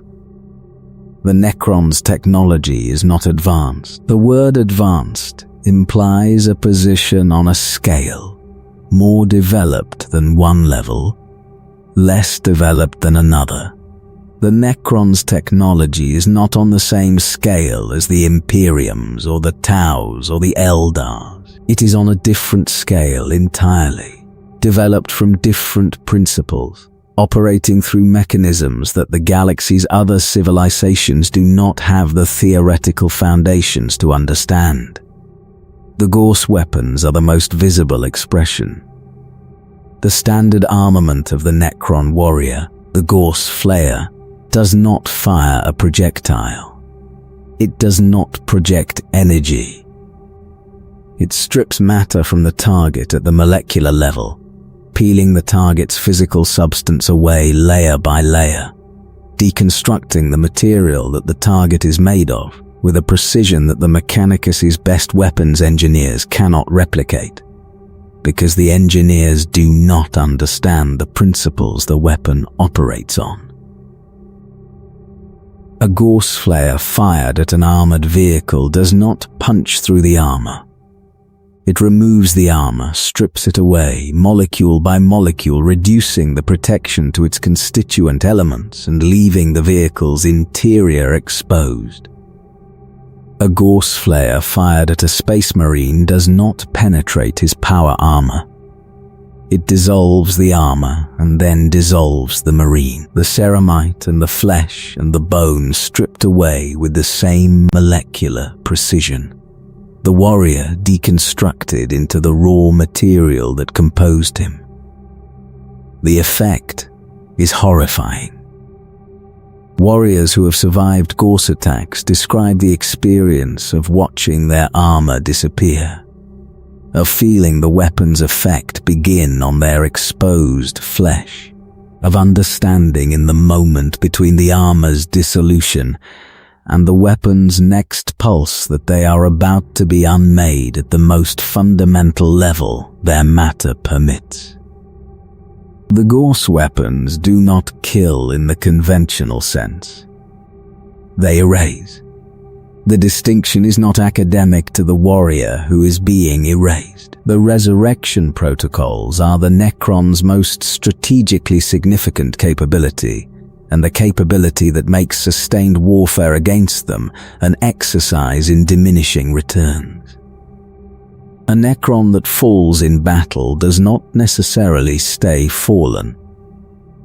The necrodermis body, the living metal that constitutes the Necron's physical form, is designed to repair itself. Damage that would destroy a biological warrior is, for a Necron, an inconvenience that the body's self-repair systems address automatically. Limbs severed by power swords reattach. Torsos punctured by bolter fire seal. Heads destroyed by melter weapons are reconstructed from the surviving necrodermis, which flows and reforms like liquid metal, returning to its original configuration. When the damage exceeds what the body can repair on the battlefield, when the destruction is thorough enough that local self-repair is insufficient, the resurrection protocols activate.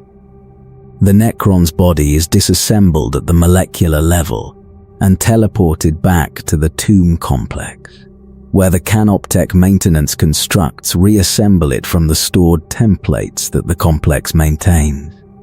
The process takes time, hours, days, depending on the extent of the damage and the efficiency of the complex's reconstruction facilities. But the process works, and the warrior who was destroyed on the battlefield walks out of the tomb complex ready to fight again. The strategic implications are staggering. An army whose casualties return to service is an army that cannot be attrited. The standard military calculus: kill more of the enemy than the enemy kills of you, and eventually the enemy runs out of soldiers, does not work against the Necrons, because the soldiers the Necrons lose come back. A campaign against a Necron dynasty is not a war of attrition. It is a war against a force whose casualties are temporary, and whose reserves are the same warriors you have already killed. The only way to prevent resurrection is to destroy the tomb complex. This is the tactical answer that the Imperium's commanders have developed through painful experience. Do not fight the warriors. Fight the infrastructure. Find the tomb world. Penetrate the tomb complex. Destroy the resurrection chambers and the Canoptech constructs that maintain them. Without the complex, the warriors who fall stay fallen. This is easier stated than accomplished. Tomb complexes are buried deep beneath the surface of their worlds, protected by layers of rock and necrodermis and energy shielding that the Necron's technology produces. The complexes are defended by Canoptech constructs whose sole purpose is to prevent exactly the kind of intrusion that the Imperium's forces would need to conduct. And the complexes are, in many cases, located beneath worlds that the Imperium has colonized. Worlds whose populations would be destroyed by the kind of assault that destroying a tomb complex requires. The monoliths are the Necron's most feared battlefield deployment. Massive, floating, virtually indestructible pyramidal constructs that serve as mobile headquarters, portals, and weapons platforms. A monolith that materializes on a battlefield changes the engagement's entire character, the firepower it brings. The portal that allows Necron warriors to emerge directly into the combat zone, and the sheer psychological impact of a structure that resists every weapon the Imperium directs at it. The Doom Scythe and Night Scythe are the Necrons' atmospheric combat craft, sleek black, impossibly fast vehicles whose weapon systems include the Death Ray, a weapon that fires a beam of concentrated energy that reduces everything in its path to its constituent atoms. The Death Ray does not discriminate between personnel and vehicles, between fortified positions and open ground. It destroys. The beam touches the target, and the target ceases to exist. And the cessation is absolute. The Mechanicus has been studying captured Necron technology for centuries. The studies have produced little usable intelligence. Because the technology operates on principles that the Mechanicus's theoretical base does not encompass. The Mechanicus understands technology as the product of physical principles that can be derived from the fundamental sciences. The Necron's technology is the product of 60-million-year-old engineering that may include principles the current universe's physics does not describe. And the gap between what the Mechanicus understands and what the Necron's technology does is not a gap that study can close. The Mechanicus fears the Necron's technology in a way that it does not fear the technology of any other enemy. Not because the technology is more powerful, the Mechanicus has encountered powerful technology before. Because the technology is incomprehensible. The Mechanicus's entire institutional identity is built around the proposition that technology can be understood, maintained, and replicated through the correct application of sacred knowledge. The Necron's technology challenges this proposition at its foundation, because the technology exists and functions and cannot be understood, and the inability to understand it is not a failure of the Mechanicus's knowledge. It is a limitation of the knowledge itself. The Necron dynasties are as varied as the civilization they represent, and the variation is the product of 60 million years of divergent development that even the common experience of biotransference could not eliminate. The Sautek dynasty is the most powerful by every measurable metric, territory, military strength, the number of tomb worlds it controls, the ambition of its pharaoh. Under Imatek the Stormlord, the Sautek have pursued a campaign of aggressive expansion that has brought more worlds under their control than any other awakened dynasty. The Sautek's approach is the approach of a dynasty that believes dominion is the purpose of existence, and that the instruments of dominion, military force, strategic intelligence, political manipulation, should be applied with the maximum efficiency the dynasty's resources permit. The Nihilach dynasty represents the opposite philosophy. Where the Sautek expand, the Nihilach defend. Where the Sautek conquer, the Nihilach preserve. The Nihilach's obsession is not acquisition but retention, the maintenance of the territory they already control, the protection of the borders they have established, the specific, intense, almost pathological commitment to holding what they have against any threat that approaches it. A Nihilach overlord who loses territory does not plan to reconquer it. He has already failed. The loss is permanent, and the permanence is the standard by which the Nihilach measure their leadership. This produces a dynasty that is extraordinarily dangerous to attack and extraordinarily unlikely to attack. The Nihilak's defenses are the most thoroughly prepared in the Necron civilization. Layered, redundant, designed to resist assault from any direction with the obsessive thoroughness that the dynasty's cultural fixation on preservation demands. An Imperial commander who attempts to take a Nihilak-held world will face defenses that have been prepared across centuries of anticipation, manned by warriors whose motivation to hold the world exceeds the attacker's motivation to take it. The Novok dynasty is the warriors' dynasty, blood red in their heraldry, crimson in their necrodermis staining. The color is either the blood of their enemies, ritually applied to their bodies after each battle, or a side effect of the dynasty's unique biotransference process, which left their metal bodies with an affinity for absorbing organic material. The scholarly debate about the color's origin is, for the Novok's enemies, considerably less important than the fact of the color's presence, which means that the Novok who is bearing down on your position with its war scythe raised has been doing this for a very, very long time, and is very, very good at it. The Novok fight in close combat. This is unusual for the Necrons, whose standard doctrine favors ranged engagement, the Gorse weapons and the energy projectors that allow Necron forces to destroy their enemies at distances the enemy cannot reciprocate. The Novok reject this doctrine.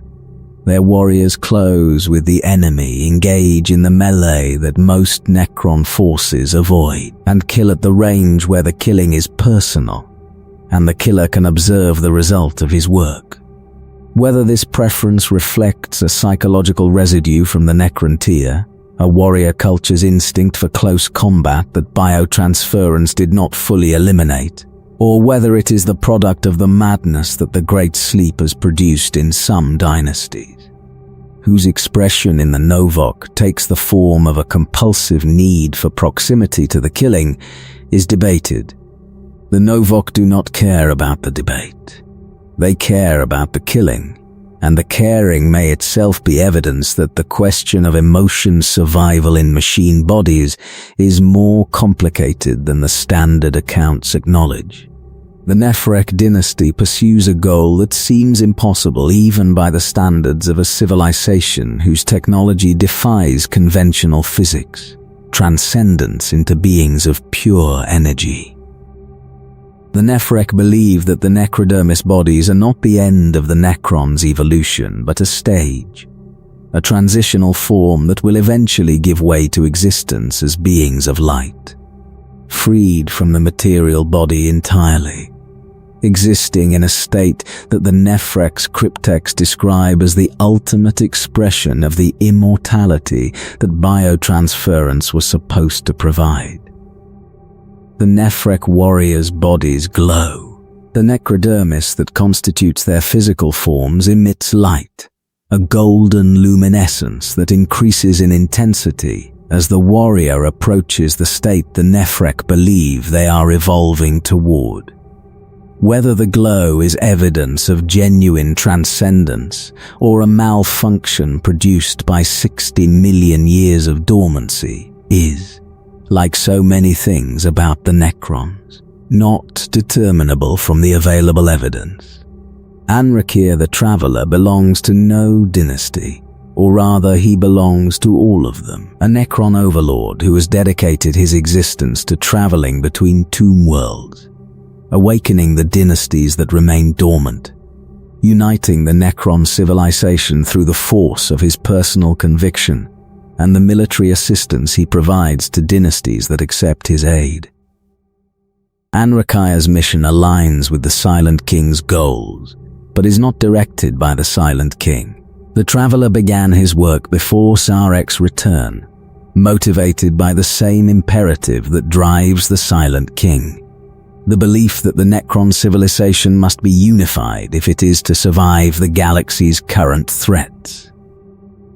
Anrakir's approach is more direct than the Silent King's. where Zarek works through political channels and the restored Triarch's authority. Anrakia simply shows up at a dormant tomb world, activates the awakening sequence, and offers the newly awakened dynasty the choice between cooperation and irrelevance. The offer is not always accepted. Some dynasties resent the intrusion. Some resist the suggestion that their independence should be subordinated to a collective purpose they did not choose. Anrakia responds to resistance with the patience that his machine body permits, and the persistence that his conviction demands. He does not force cooperation. He demonstrates it through the military campaigns he prosecutes on the dynasty's behalf, through the threats he addresses that the dynasty could not address alone, through the practical evidence that unity produces results that isolation cannot. Illumina Cerus is the cryptek whose obsession defines him. A scientist, a being whose dedication to understanding the mechanics of biotransference exceeds any other individuals in the Necron civilization. Cerus was one of the architects of the original biotransference process, and the process's consequences have haunted him across 60 million years with the tenacity of a guilt that machine consciousness cannot fully suppress. Cerus experiments on captured organic specimens, aliens, humans, any biological entity that falls into his custody. Cerus conducts procedures that the 41st millennium's medical ethics would classify as atrocities, and that Cerus classifies as research. He is seeking the key, the understanding of consciousness's relationship to biology that would allow the reversal of biotransference, the restoration of the Necrons' minds to biological bodies, the reclaiming of the experience of being alive. Cerus's research has not produced the key. 60 million years of experimentation have not produced the key. But Cerus continues, because the alternative to continuing is accepting that the reversal is impossible. And acceptance is not available to a mind that was present for the original process and that carries the memory of what the process consumed. The dynasties are the Necrons' answer to the question that every civilization faces when it awakens from dormancy. What do we do now?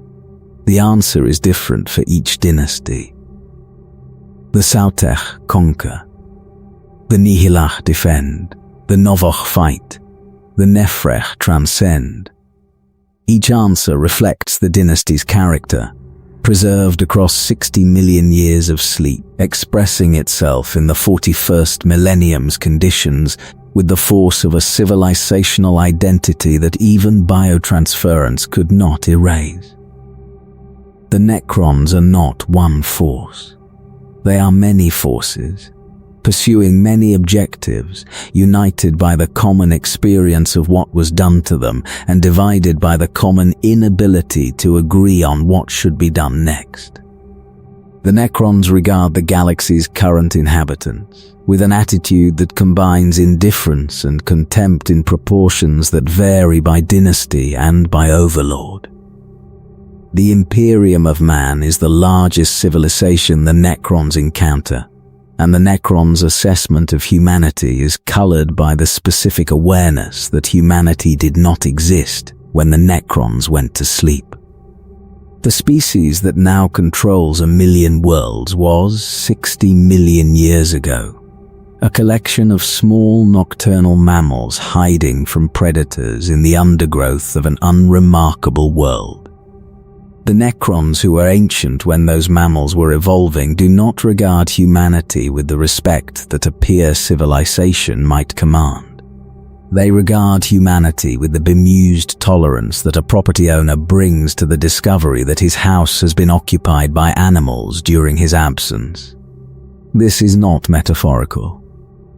The Necrons genuinely do not consider humanity a civilization of comparable significance. The Imperium's 1 million worlds, its 10,000-year history, its military capability that spans the galaxy. These are impressive achievements for a species whose existence is a blink compared to the time the Necrons have been conscious. But they are not achievements that command the Necrons' respect, because the Necrons' standard of comparison is their own civilization, and their civilization was fighting wars against gods before humanity's evolutionary ancestors had developed binocular vision. The Eldar receive marginally more respect. The Necrons remember the Eldar, not as the diminished remnant they have become, but as the weapons the Old Ones created during the war in heaven. The Eldar fought the Necrons. The Eldar's psychic capabilities produced effects that the Necrons' material supremacy could not always counter. The Necrons respect the Eldar's capability in the way that a soldier respects an opponent who once caused him difficulty. And the respect is genuine, but it is not affection. The Necrons and the Eldar are enemies whose enmity predates the Imperium by geological eons. And the enmity has not diminished during the Great Sleep. The Craftworld Eldar, the Dark Eldar, the Harlequins, each represents a fragment of the species the Necrons remember as an enemy, and each is treated accordingly. The Eldar's use of the webway is a particular irritant. The webway was built by the Old Ones, and the Necrons' dolmen gates provide their own access to the network. The Eldar regard the dolmen gates as desecrations, breaches in a network that the Eldar consider their inheritance. The Necrons regard the Eldar's objection as irrelevant, because the Necrons were using the dolmen gates to breach the webway during the war in heaven, and the Eldar's subsequent occupation of the network does not change the Necrons' access rights. The Orcs receive no respect at all, which is appropriate, because the Orcs do not seek respect and would not recognize it if it were offered. The Necrons regard the Orcs as vermin, the degraded descendants of the Krork, the war beasts the Old Ones created during the war in heaven, reduced across aeons of unsupervised operation from the formidable biological weapons they were designed to be into the crude, violent, endlessly reproducing nuisance they have become. The Orcs are fought when they interfere with Necron operations and ignored when they do not. And the fighting is conducted without the emotional engagement that other species bring to Orc warfare, because the Necrons do not possess the emotions that Orc warfare typically provokes. The Tyranids receive something that, in a being capable of emotion, might be called fear. The Tyranids are the threat that brought the Silent King back from exile, and the threat is genuine in a way that the other factions' threats are not. The Imperium threatens the Necrons' military objectives. The Eldar threaten the Necrons' strategic positions. The Orcs threaten the Necrons' patience. The Tyranids threaten the Necrons' purpose. If the hive fleets consume the galaxy's biological life, if the biomass that the reversal of biotransference requires is devoured by an extragalactic predator, the dream of restoration dies. Not through failure, through the elimination of the material the restoration would require. The Tyranids do not need to fight the Necrons to destroy the Necrons' purpose. They need only eat everything else. This makes the Tyranids the Necrons' most dangerous enemy, despite the fact that the Tyranids have no interest in the Necrons themselves. The hive mind does not target Necron worlds. The machine bodies contain no biomass worth consuming. And the Tyranids' strategic intelligence directs the swarm toward biological targets that will produce nutritional return. The Necrons are, from the Tyranids' perspective, furniture, objects in the environment that are not food and that are not worth the energy expenditure that fighting them would require. The irony is devastating. the Necrons' greatest enemy is indifferent to them. The threat that brought the Silent King back from exile, that is driving the reunification of the dynasties, that is shaping the Necron civilization's strategic posture for the coming age. This threat does not care that the Necrons exist. The Tyranids will consume the galaxy's biological life without fighting a single Necron, and the consumption will destroy the Necron's purpose without the Tyranids even noticing that a purpose has been destroyed. The Chaos Gods and their servants receive the Necrons' particular enmity, not because the Necrons fear chaos. The soulless machine bodies are immune to chaos's corruption in a way that organic species are not. But because the warp and its entities represent the corruption of the dimension that the Necron's Blackstone technology is designed to suppress. The Pariah Nexus is the Necron's answer to chaos, the elimination of the warp's influence from the material universe, the creation of zones where the Imperium cannot reach, where psychers cannot function, where the Chaos God's servants are cut off from the power source their abilities depend on. The Tau are too small to occupy the Necron's attention. The youngest civilization in the galaxy is, from the Necron's perspective, a temporary condition, a species whose existence began yesterday and whose significance will be determined by whether the species survives long enough to become relevant. The Necrons do not plan around the Tau. They do not assess the Tau's greater good as a threat or an opportunity. They file the Tau in the category of species that exist and that may eventually require attention, alongside the thousands of other species that the galaxy contains, and that the Necrons will address when the more pressing matters have been resolved. The pressing matters are considerable. The Tyranids, the warp, the internal divisions, the dream of restoration, the galaxy that has been occupied by children during the Necrons' absence. The Necrons have returned to a galaxy that does not want them. The galaxy's resistance to their return is, from the Necrons' perspective, irrelevant.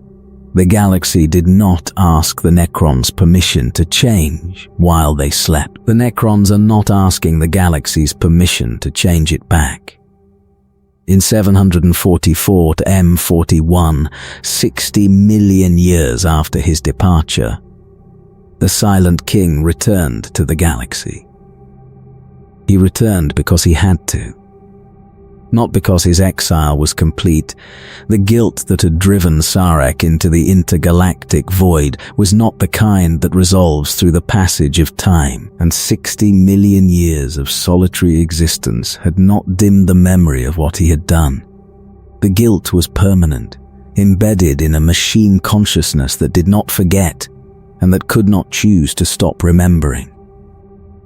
Sarek carried the weight of biotransference's horror with a clarity that would have destroyed a biological mind, and the clarity was his punishment and his purpose. He returned because of the Tyranids.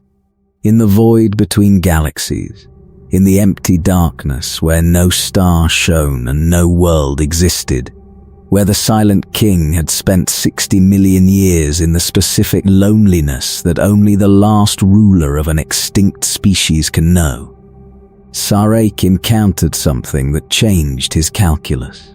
The Tyranid hive fleets approaching the Milky Way from beyond the galaxy's edge were a threat that exceeded anything the Silent King's planning had accounted for. The Great Sleep's purpose was restoration.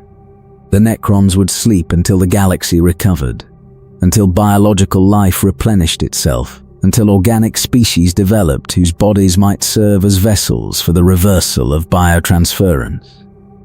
The plan depended on the existence of biological life. The plan depended on the galaxy containing the organic material from which new bodies could be built.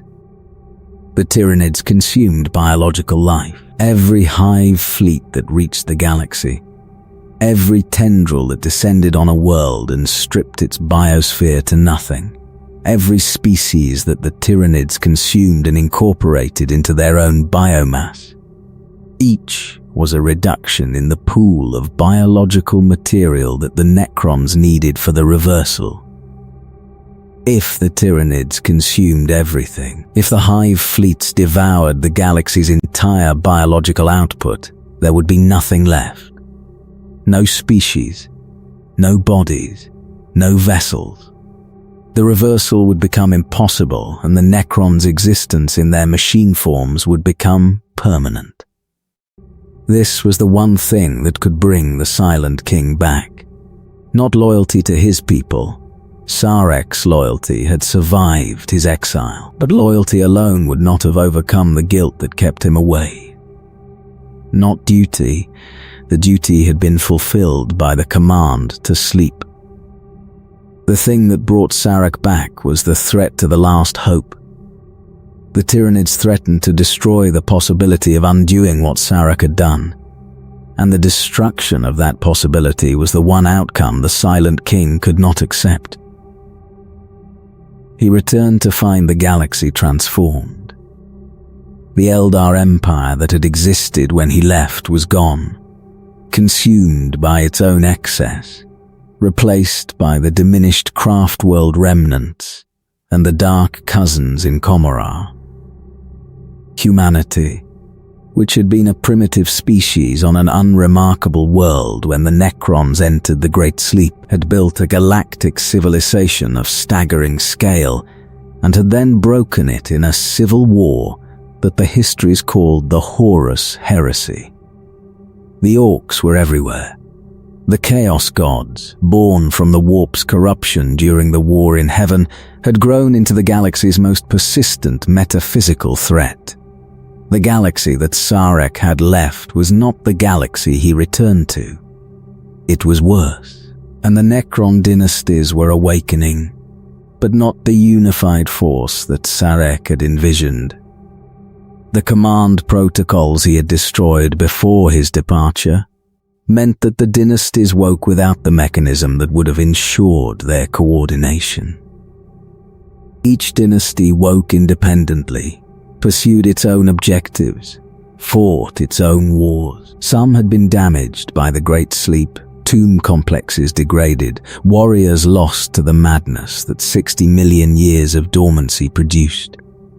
Some had developed in unexpected directions, the Overlord's eccentricities amplified by the isolation of individual tomb worlds into behaviors that the pre-sleep civilization would not have recognized.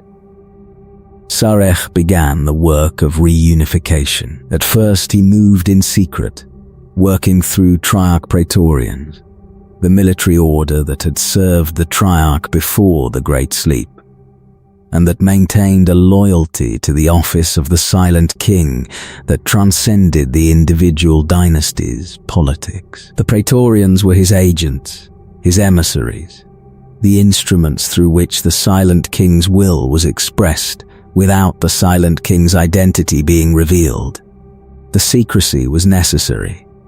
Sarek understood that his return, if announced openly, would produce reactions that the announcement's purpose could not control. Some dynasties would welcome the Silent King's return. Others would resent it.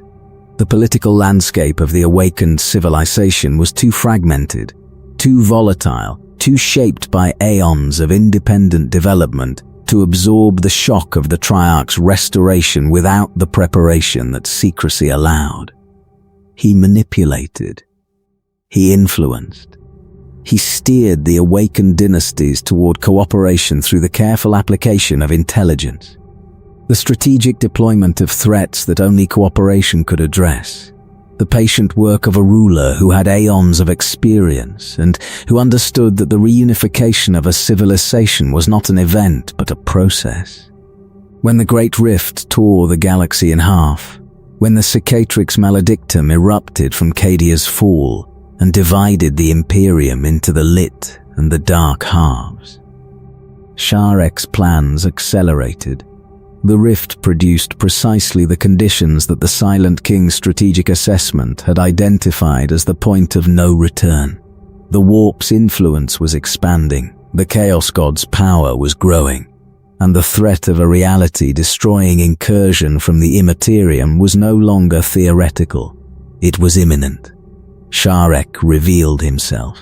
The Silent King stepped out of the shadows and declared his identity openly, reforming the Triarch with two new Pharaons, Hapthatra the Radiant and Mesophet the Shadowed Hand, and claiming the authority that 60 million years of dormancy had not extinguished. Some dynasties knelt. The Sharekan, the Silent King's own dynasty, rallied immediately. Others followed. Dynasties that recognized the threat the Tyranids and the Warp represented, that calculated the probability of survival with and without the Silent King's leadership, and concluded that unity offered better odds than independence. Some did not kneel. The Sautek under Imatek, the Charnavok, ancient rivals of the Sarikhan, others whose overlord's pride or ambition or madness would not permit the subordination that the Silent King demanded. The Necron civilization's reunification was partial, contested, ongoing. A work in progress that the galaxy's crises were accelerating, but that the dynasty's internal politics were complicating. The Silent King governs through persuasion now, not through command protocols. The authority that biotransference had embedded in every Necron mind is gone, destroyed by Sarek's own hand before the Great Sleep. What remains is the authority of the office, the weight of the Triarch's historical significance, the respect that the Silent King's title carries in a civilization whose institutional memory extends across 60 million years. It is enough to unite some. It is not enough to unite all. The Silent King is patient. He has been patient for 60 million years. He can be patient for longer, if the galaxy permits it. The galaxy may not permit it. The threats are accelerating. The Tyranids are advancing. The Warp is expanding. The Imperium's returned Primarch is consolidating humanity's response to the crisis. The clock is running, and the Silent King's patience is, for the first time in 60 million years, constrained by urgency. The Pariah Nexus is the Silent King's most ambitious and most controversial project, and the controversy is tearing the Necron civilization apart.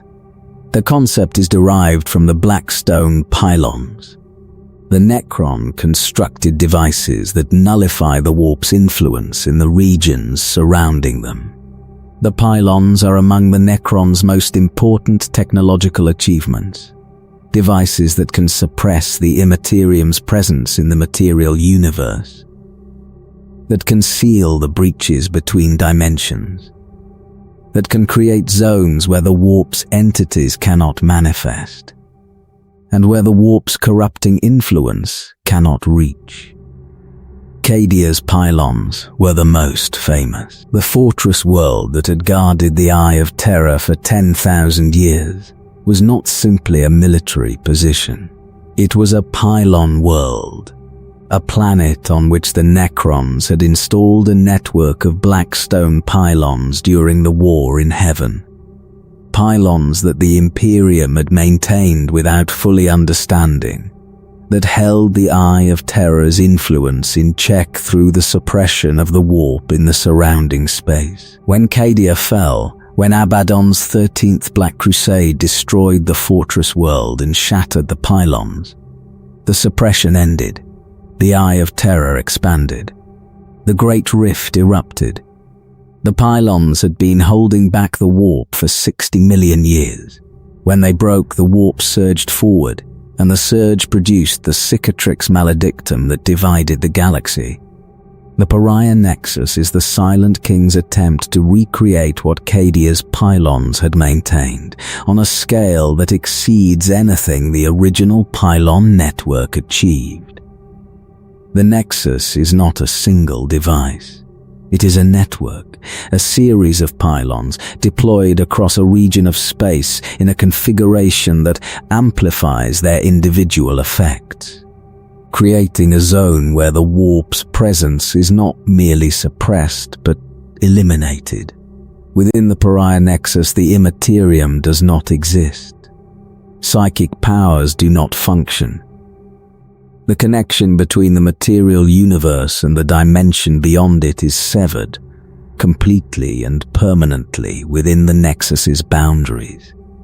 The effect on organic beings within the Nexus is devastating. The living creatures who depend on the warp for their psychic capabilities, the Psychers, the Navigators, the Astropaths whose abilities are essential to the Imperium's communication and navigation infrastructure, are rendered powerless within the Nexus's boundaries.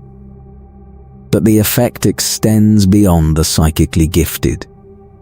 All organic beings have a connection to the warp, a soul. In the language that the Imperium's theologians use, a psychic presence that exists in the Imperium as a reflection of the being's existence in the material universe.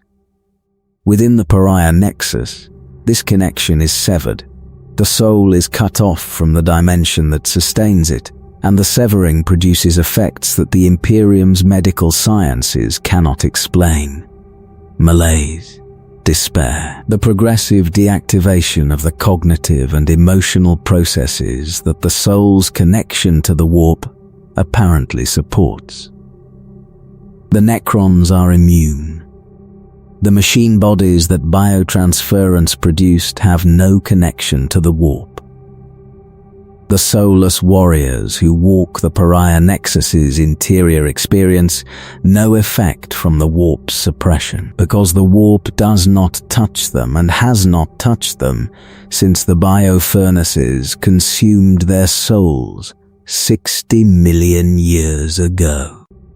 This is the Pariah Nexus's strategic logic. Within the Nexus, the Necrons are at full capability, and every other species is degraded. The zone favors the soulless over the souled, the machines over the living, the beings who lost their connection to the warp through biotransference over the beings who retain their connection, and who are now discovering what it feels like to have the connection severed. The Imperium regards the Pariah Nexus as an existential threat, a weapon that attacks not the Imperium's military capability, but its metaphysical foundations, the connection to the warp that the Astronomicon depends on, that psychic communication depends on, that the Emperor's own presence on the Golden Throne depends on. If the Pariah Nexus expands beyond its current boundaries, if the Silent King's pylon network grows to encompass a larger region, and a larger region still, until the warp's suppression covers the galaxy, the Imperium ceases to function, not through military defeat, through the elimination of the medium that the Imperium's infrastructure depends on. The Imperium has responded. Battlegroup Hephaestus, led by Belisarius Cawl, the Mechanicus's most brilliant and most controversial tech priest, was dispatched to the Pariah Nexus to investigate the warp's suppression and to determine whether the pylon network can be neutralized or destroyed. The battle group's operations within the Nexus have produced engagements with the Necron forces defending the network, and the engagements have revealed the scale of the challenge the Imperium faces. Within the Nexus, the Imperium's forces fight at a disadvantage that goes beyond the tactical. The Space Marines whose psychic capabilities, the Librarians, the psychically gifted commanders, the chapter's connection to the warp-based abilities that the gene seed provides, are suppressed. The Imperial Guard's morale suffers the malaise that the warp's absence produces. The navigators cannot navigate. The astropaths cannot communicate. The Force fights in conditions that strip away the metaphysical infrastructure the Imperium depends on and that leave the material assets, the weapons, the armor, the training, as the only remaining advantage. The Necrons fight at full capability. The resurrection protocols function. The Gorse weapons fire. The Canoptech constructs maintain the tomb complexes. The Khitan shards, deployed from their tesseract labyrinths, bring the power of broken gods to a battlefield where the enemy's gods cannot reach. And Imatech's revolt is making the situation worse. The Stormlord's opposition to the Silent King has produced direct action against the Pariah Nexus itself. The destruction of pylons within the network. The deliberate sabotage of the Silent King's most important strategic asset. Imatech does not want the warp suppressed. Imatech's vision for the Necron civilization does not include the reversal of biotransference that the Pariah Nexus is ultimately designed to facilitate. The Stormlord's ambition is for dominion in the machine form that exists, not for restoration to a biological form that the Stormlord has no desire to reclaim. The Pariah Nexus is the battlefield on which the Necron civilization's future is being decided. Not simply through the war against the Imperium, though that war is real and consequential. Through the war within the Necron civilization itself, the contest between the Silent King's vision of restoration and the Stormlord's vision of dominion. The fight between the Necrons who want to undo what biotransference did, and the Necrons who want to build on it. The Nexus is expanding. Or it was. Before Imatech's sabotage slowed the expansion, the Silent King is fighting on 3 fronts. Against the Imperium, against the Stormlord, and against the warp itself, which presses against the Nexus's boundaries with the fury of an ocean denied passage by a dam. The dam holds, for now. The question is whether it can hold against the combined pressure of external enemies, internal revolt, and the dimension that the dam was built to suppress. Sarek has been patient for 60 million years. His patience is being tested in ways it has never been tested before. The Imperium's understanding of the Necrons has evolved through painful iteration. Each encounter producing new intelligence that the previous encounters did not provide. Each piece of intelligence arriving at a cost measured in the lives of the soldiers who were present when the intelligence was generated. The earliest encounters were catastrophic, because the Imperium did not know what it was fighting. The initial reports of metallic warriors emerging from the ground on frontier worlds were classified as standard Xenos incursions. Routine threats requiring routine responses. The Imperial Guard units dispatched to address these incursions were equipped for conventional warfare against organic opponents. They were not equipped for enemies who got up after being killed. The first comprehensive engagement between the Imperium and a fully awakened tomb world, the kind of engagement that produced enough survivors to file a coherent report, revealed the scale of the miscalculation. The world's entire surface-level civilization was dismantled in hours. The garrison was destroyed not through attrition, but through the specific grinding mathematics of fighting an enemy whose casualties were temporary. The survivors who escaped described an experience that the command structure struggled to classify. An enemy that was not alive.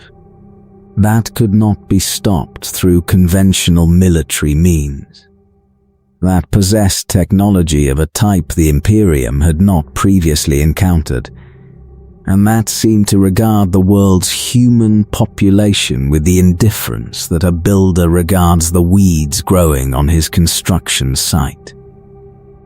The Death Watch, the Ordo Xenos's chamber militant, the Space Marine organization dedicated to the study and elimination of alien threats, has developed the Imperium's most sophisticated understanding of the Necrons. Deathwatch kill teams have been deployed to tomb worlds across the galaxy, their missions ranging from intelligence gathering to the destruction of specific tomb complexes to the elimination of Necron leadership targets, whose removal degrades the dynasty's operational capability. The intelligence the Deathwatch has produced has reshaped the Imperium's strategic assessment of the Necron threat. The assessment is not encouraging. The Deathwatch's analysts estimate that the Necron tomb worlds identified to date represent a fraction of the total. Perhaps 10%, perhaps less. The galaxy may contain tomb worlds that no scan has detected. Worlds where the complexes are buried so deeply or shielded so effectively that the Imperium's survey technology cannot identify them. If the estimate is correct, if the identified tomb worlds are 10% of the total, then the Necrons, when fully awakened, will field a military force that numerically rivals the Imperium's own. Not in quality, the comparison between a Necron warrior and an Imperial Guard soldier is not straightforward, because the two fight in fundamentally different ways. In numbers, the Necrons may be as numerous as the Imperium, and the Imperium's primary strategic advantage against most enemies, the ability to bring more soldiers to bear than any opponent can match, may not apply. This assessment has not been shared with the Imperium's general population. The Administratum does not release strategic threat assessments to the public, and the assessment of the Necron threat would, if widely known, produce a despair that the Imperium's already stressed institutional morale cannot absorb. The citizens of the Imperium know that alien threats exist. They do not know that one of those threats may be as large as the Imperium itself, and that the threat has been sleeping beneath their feet for longer than the Imperium has existed. The military encounters that the Imperium's forces have fought against awakened Necrons have produced tactical doctrines that the Tactica Imperialis has incorporated into its training programs. The doctrines are specific. Target the tomb complex, not the warriors. Use melter weapons and plasma weapons, which produce damage that the necrodermis's self-repair systems struggle to address. Concentrate fire on overlords and cryptechs, whose destruction degrades the dynasty's coordination and technological capability. Do not attempt attrition warfare, because attrition against an enemy with resurrection protocols is a strategy for losing slowly. The doctrines work in specific engagements against specific tomb worlds. With sufficient force and sufficient intelligence about the complex's layout, the Imperium's military can fight the Necrons and achieve results. Tomb complexes have been destroyed. Overlords have been killed, permanently killed, their bodies damaged beyond the Resurrection Protocol's ability to repair. Dynasties have been set back decades by the destruction of their complex's critical infrastructure. But the doctrines address individual engagements. They do not address the strategic picture, which is the picture that the Imperium's High Command finds most concerning. The strategic picture is this: the Necrons are waking up. The waking is accelerating. Each new tomb world that activates adds to the Necrons' collective strength. And the collective strength is growing at a rate that the Imperium's containment efforts cannot match. The Imperium cannot awaken tomb worlds faster than it can destroy them. The equation is unfavorable, and the unfavorability is worsening, because the Necron's awakening is a natural process that the Great Sleep's expiration is driving, and that the Imperium's actions cannot prevent. The Imperium can fight the Necrons who are awake. The Imperium cannot prevent the Necrons who are asleep from waking. This is the long-term threat that the Necrons represent, and it is the threat that makes the Necrons different from every other enemy the Imperium faces. The Orcs can be fought. The Tyranids can be resisted. Chaos can be held at bay. The Necrons are a growing tide, a force whose strength increases with each passing year, whose numbers accumulate as tomb after tomb activates, whose ceiling is unknown because the total number of tomb worlds is unknown. The tide is rising. The Imperium is aware that the tide is rising, and the Imperium does not know how high the tide can go. The Necrons want their bodies back. Not all of them. Imhotep does not want his body back. The Destroyer cults do not want anyone's body back. The dynasties that have made their peace with the machine existence, that have built their identities around the capabilities biotransference provides, and that regard the biological past as a weakness they have transcended, do not share the Silent King's dream. But the Silent King's dream is the Necron civilization's founding purpose, the reason the Great Sleep was undertaken, the goal that justified 60 million years of dormancy, and that the Silent King's return was designed to advance. Restoration, the reversal of biotransference, the rebuilding of biological bodies capable of housing Necron consciousnesses, returning the echoes of the Necron tire to the flesh that the Catan consumed. The dream is almost certainly impossible. The souls are gone. The Catan ate them, consumed them during the biotransference process, and what was consumed cannot be unconsumed. The emotional capacity, the spiritual essence, the quality of being alive that distinguishes a living being from a functioning machine. These were the things the souls contained, and these are the things the Necrons do not have and cannot recover. A body without a soul is not a living being. It is a machine in biological form.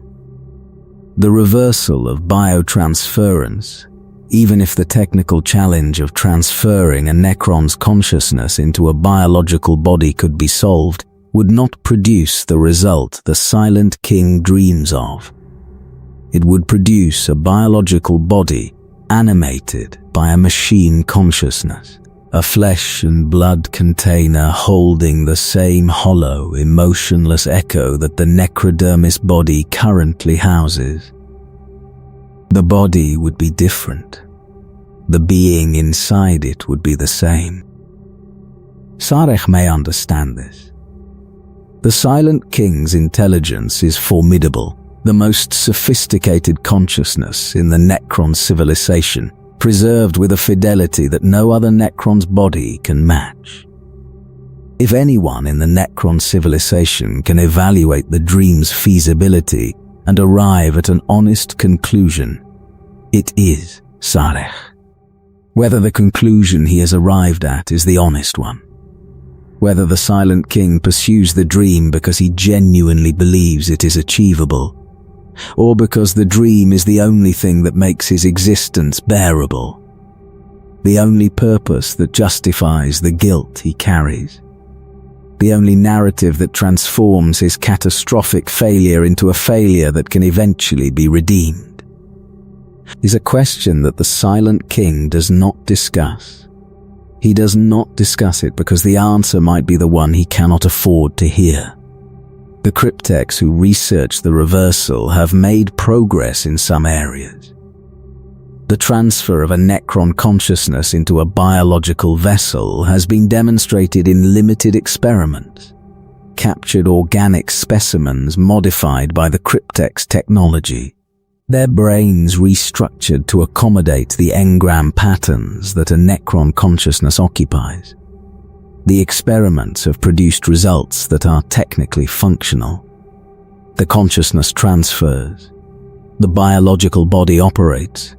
The Necron mind animates the organic form. But the experiments have not produced the result the Silent King wants. The transferred consciousness is still a machine consciousness. The biological body does not restore the emotions, the soul, the capacity for experience that biotransference consumed. The body is flesh. The being inside it is still metal, metaphorically, spiritually, in every way that matters. Illuminor Seras continues to experiment. Captured humans, Eldar, other organic beings, subjected to procedures that the term experiment sanitises past recognition, contribute data to the ongoing project.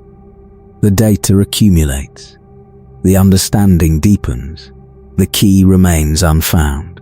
The dream persists because the alternative is despair, and the Necron civilization, or at least the portion of it that follows the Silent King, is not prepared to accept despair as the final condition of its existence. The dynasty that was born dying, that sold its soul for immortality, that has spent 60 million years carrying the consequences of the worst decision in the history of intelligent life. This dynasty is not willing to concede that the consequences are permanent. The unwillingness is either hope or delusion. The Necrons, who have lost the emotional apparatus that would allow them to distinguish between the two, continue to pursue the dream regardless. This is the most human thing about them. The refusal to accept the irreversible. The insistence that the broken thing can be fixed, that the lost thing can be recovered, that the price that was paid can somehow be refunded. The galaxy's oldest machines are driven by the galaxy's most organic impulse. The belief that the past's mistakes can be undone. The belief may be wrong. The mistakes may be permanent. The price may have been final. But the Necrons continue because the alternative is to stop. And the Necrons have been refusing to stop since the first Necrontire looked at the star that was killing him and decided that the dying was unacceptable. The first warning is the silence. Not the natural silence of an uninhabited landscape, the silence that a planet produces when its usual sounds cease. The birds stop singing. The insects stop chirring. The ambient noise of a world's biosphere drops to zero, as though every living thing on the planet has simultaneously decided that making noise is dangerous, and that the safest response to whatever is approaching is to be as quiet as possible. The animals know. The instinctive response of biological organisms to the approach of something profoundly wrong. The flight response that evolution has hardwired into every species capable of flight activates before the Necrons are visible, before their weapons are heard, before any conventional sensor detects their presence. The biosphere knows that something is coming, and the biosphere's response is terror expressed through the cessation of all activity. Then, the green light begins. The first sign visible to the human eye is the glow, a green luminescence emanating from below the ground, visible through cracks in the earth and gaps in the rock.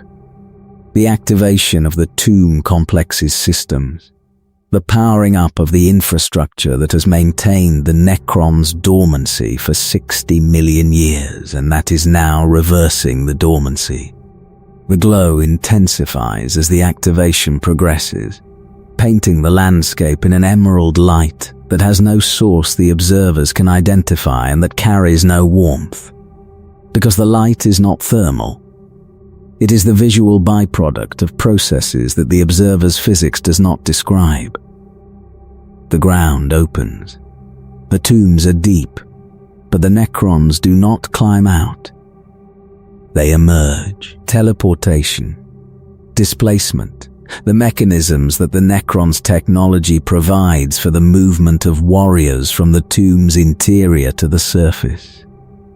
The warriors materialize. One moment the field is empty. The next it contains a rank of metallic figures, skeletal in form, their bodies gleaming with the same green luminescence that the ground produced, their weapons held in grips that do not tremble because the hands that hold them are not alive and do not experience the physiological responses that biological warriors exhibit under stress. The silence continues. The Necrons do not speak. They do not shout battle cries. They do not roar or scream or produce any of the vocalizations that organic armies use to build morale and intimidate the enemy. They advance. The advance is mechanical, not in the derogatory sense, but in the literal sense that the beings who are advancing are machines, and their movement is the movement of machines, precise and rhythmic and devoid of the individual variation that biological troops produce. The first engagement is typically one-sided because the defenders do not expect what the Necrons bring. The Gorse weapons fire, beams of energy that strip matter from the target at the molecular level, dissolving armor and flesh with equal precision, reducing the warriors who stand against the advance to their constituent elements. The defenders fire back, lasguns, bolters, whatever weapons the defenders carry, and the rounds hit the Necron warriors, and the warriors fall. And then the warriors get up. This is the moment that breaks morale. Not the killing. The Imperial Guard is trained to fight against enemies that kill effectively, and the casualties that the Gorse weapons produce, while terrible, are not more terrible than what other enemies inflict. The moment that breaks morale is the resurrection.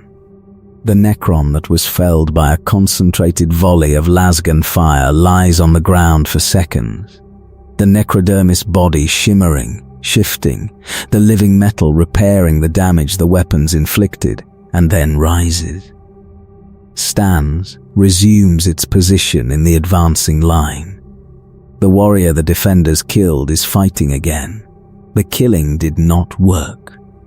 Soldiers who have fought the Necrons describe the experience as fighting an enemy that does not acknowledge casualties. The Necrons fall and rise and fall and rise, the resurrection protocols bringing them back from damage that should be lethal, the advance continuing through volumes of fire that would stop any organic army. The defenders pour fire into the advancing line. The Necrons fall. The Necrons rise. The defenders reload. The Necrons advance. The mathematics of the engagement are wrong. The defenders are hitting the enemy, and the enemy is not reducing in number. And the wrongness of the mathematics produces a cognitive dissonance that training does not fully prepare the human mind to process. The veterans know. The soldiers who have fought the Necrons before know that the killing is temporary, and that the only permanent solution is the destruction of the tomb complex that supports the resurrection. They know that the correct tactical response is not to fight the warriors, but to find the tomb, to penetrate its defenses, to destroy the infrastructure that makes the warriors unkillable. But finding the tomb requires surviving the warriors, and surviving the warriors requires fighting them, and fighting them means engaging an enemy that does not stay dead. The monolith's arrival is the engagement's turning point, and the turning is always in the Necron's favor. The massive construct materializes on the battlefield, a floating pyramid of black stone and green energy, bristling with weapons whose destructive output exceeds anything the defender's organic army can field. The monolith's portal opens. More warriors emerge. The reinforcement is not a deployment from a distant staging area. It is a direct connection between the battlefield and the tomb complex. A doorway through which the Necrons' reserves can pour into the engagement without the logistical delay that transport and deployment require. The defenders retreat, or they die. The binary is clean, and the Necrons' advance does not pause to permit a third option. The green light advances across the landscape, consuming the territory the defenders occupied, replacing the organic civilization that existed on the world's surface with the machine civilization that has existed beneath it for 60 million years. The Necrons do not celebrate their victories. They do not pause to commemorate the fallen or to mark the ground they have claimed. The advance continues. The silence continues. The green light spreads. This is what the awakening looks like from ground level, not the strategic overview that the Imperium's command staff processes in the war rooms of Segmentum Command. The ground-level experience of watching the Earth open and the machines emerge and the killing begin. In the green light and the silence and the cold certainty that the things walking toward you were old when the stars were young, and that the things do not care whether you live or die because the things do not care about anything. The Necrons care about one thing: the dream, the restoration, the reversal that may be impossible but that the Silent King pursues, because the alternative is to accept what was done to them. The soldiers on the ground do not know about the dream. They know about the Gorse weapons and the resurrection protocols and the green light and the silence. And the knowing is sufficient to produce the response that the Necrons' presence has been producing for as long as the Necrons have been awake. Fear, the specific, absolute, bone-deep fear of something that is not alive and that cannot be killed, and that was here first. The Necrons are the 41st millennium's most profound tragedy. And the tragedy is not what was done to them. The tragedy is that they did it to themselves. Every other victim in the galaxy can point to an external cause. The Elders' fall was the product of their own excess, but the psychic sensitivity that made the excess possible was designed by the Old One. The Imperium's decline was produced by the heresy, but the heresy was the product of Chaos's corruption. The Orcs fight because they were built to fight. The Tyranids consume because consumption is their biology. Each has a cause outside itself, an external factor that produced the condition the species now endures. The Necrons chose. Sarek chose. The bargain with the Catan was not coerced. The deceiver persuaded. But the decision was the Silent King's. The march into the biofurnaces was not forced. The Necrontyr walked voluntarily, trusting their king's judgment, accepting the immortality their king had purchased. The price was not hidden. The Catan promised immortality and delivered it, and the delivery was exactly what was promised. The Satan did not lie about the immortality. The Necrons are immortal. What the Catan lied about was the cost. And the cost was not the immortality's contradiction, but its completion. The Necrons received exactly what they asked for: eternal existence, free from the radiation-blighted biology that had been killing them, housed in bodies that would never age, never sicken, never experience the cellular degradation that their sun imposed. They got what they wanted. They lost what they needed. This is the tragedy's core, and it is the tragedy that makes the Necrons something more than another enemy in the 41st millennium's catalogue of threats.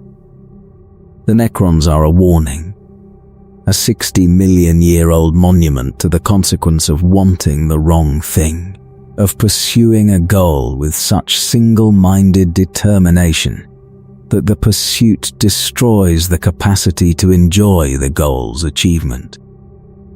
The Necrontier wanted to live. They wanted the centuries they were denied. They wanted the time to build, to think, to experience the full range of existence that their truncated lifespans prevented them from accessing. The wanting was legitimate. The grief that produced it was real. The fury at the universe's injustice, at the Old One's refusal, at the star's radiation, at the biological death sentence that condemned every Necrontier from birth, was a fury that any species in their position might have felt. But the wanting consumed the thing the wanting was about. The Necrontier wanted to live, and the pursuit of living consumed the capacity for living, and the immortal bodies they received can do everything except the thing they were acquired for. The Necrons exist. They do not live. They function. They do not feel. They endure. They do not experience. The immortality is perfect, complete, and empty, and the emptiness is the monument to the wanting's success. The Necrons are the mirror that every species in the galaxy should look at, and that no species in the galaxy has time to examine. The Imperium's citizens grinding through their lives in the hive cities and the manufactoria, enduring suffering for the sake of survival. They should see the Necrons and understand that survival without the capacity for joy is not survival. It is a different kind of death, slower and more complete than the biological death it replaces. The Tau, pursuing the greater good with the conviction that the galaxy can be improved, they should see the Necrons and understand that the pursuit of perfection can consume the imperfect qualities that make life worth living. The Eldar, carrying the grief of the fall and the fear of Slanesh, they should see the Necrons and understand that the fear of death can produce outcomes worse than death itself. But the galaxy does not have time for philosophical reflection. The galaxy is at war. The Necrons are one of the combatants, and the combat does not pause for the kind of examination that the Necrons' existence warrants. The question the Necrons raise is the most fundamental question a sentient species can ask. What is the difference between being alive and merely existing? What is the essential quality that separates a living being from a functioning machine? Is it the soul? The psychic presence in the warp that the Imperium's theologians describe? Is it emotion, the capacity for joy and sorrow and love and hatred that biotransference stripped from the Necrontier? Is it the biological body itself, the flesh and blood and neural tissue that processes experience in ways that necrodermis cannot replicate? The Necrons do not know. They have been asking the question for 60 million years, and the asking has not produced an answer, because the asking is being done by beings who have lost the thing the question is about. A machine that asks what it means to be alive is a machine that does not have the referent required to evaluate the answers. Because the referent, the experience of being alive, is exactly what the machine lacks. Trazyn collects artifacts and specimens and moments, because the collection is the closest thing he has to the experience of discovery that the living Trazyn once felt. Orican reads the futures because the reading is the closest thing he has to the wonder that the living Orican once felt when the stars revealed their patterns. Xandrek lives in the delusion that he is still Necrontier because the delusion is preferable to the reality that he is not. Each response is a different answer to the same question, and each answer is inadequate, and the inadequacy is permanent. The Necrons are the galaxy's most ancient civilization and its most tragic one, And the tragedy is measured not in the suffering they experience. They cannot experience suffering because the capacity for suffering was consumed alongside the capacity for everything else, but in the absence. The gap, the specific, unmeasurable, irreplaceable distance between what they are and what they were, carried by beings who remember the distance and who cannot close it. Aeons of this. Aeons of existing without living. Aeons of functioning without feeling. Aeons of carrying the memory of what it was like to have a soul and of operating in the space where the soul used to be. This is the Necron's burden. It is the burden of immortality achieved at the cost of the thing that made mortality bearable. And the burden is permanent. Because the Necrons cannot die. The immortality is real. They will carry the burden forever. Somewhere beneath the surface of a world that does not know what it is standing on, the tomb complex is activating. The canoptech constructs that have maintained the complex for 60 million years are completing their final preparations. The stasis fields that preserved the sleepers are disengaging.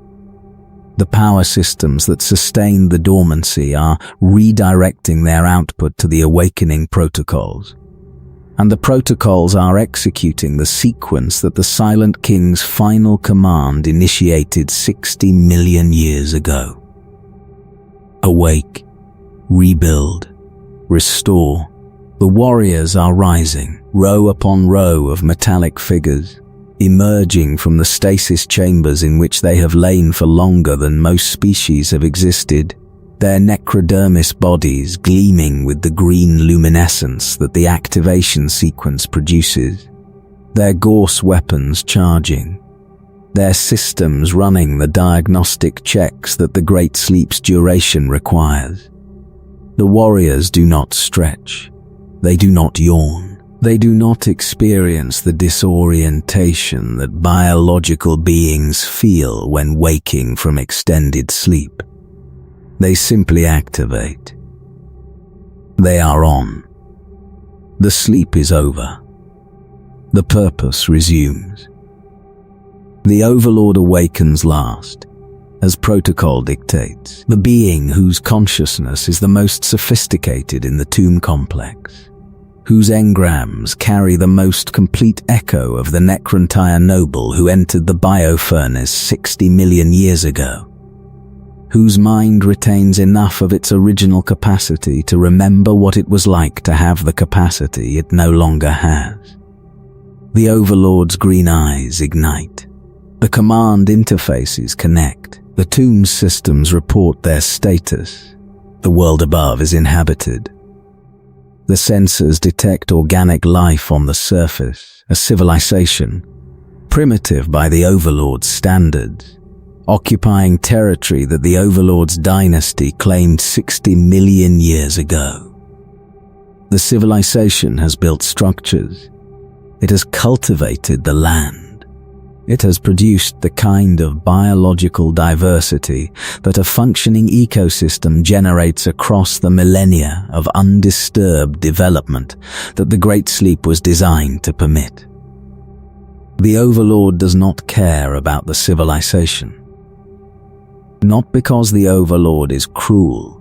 Cruelty requires the emotional engagement that biotransference consumed. The Overlord does not care because the civilization is not relevant to the purpose. The purpose is the restoration, the awakening, the rebuilding of what was lost.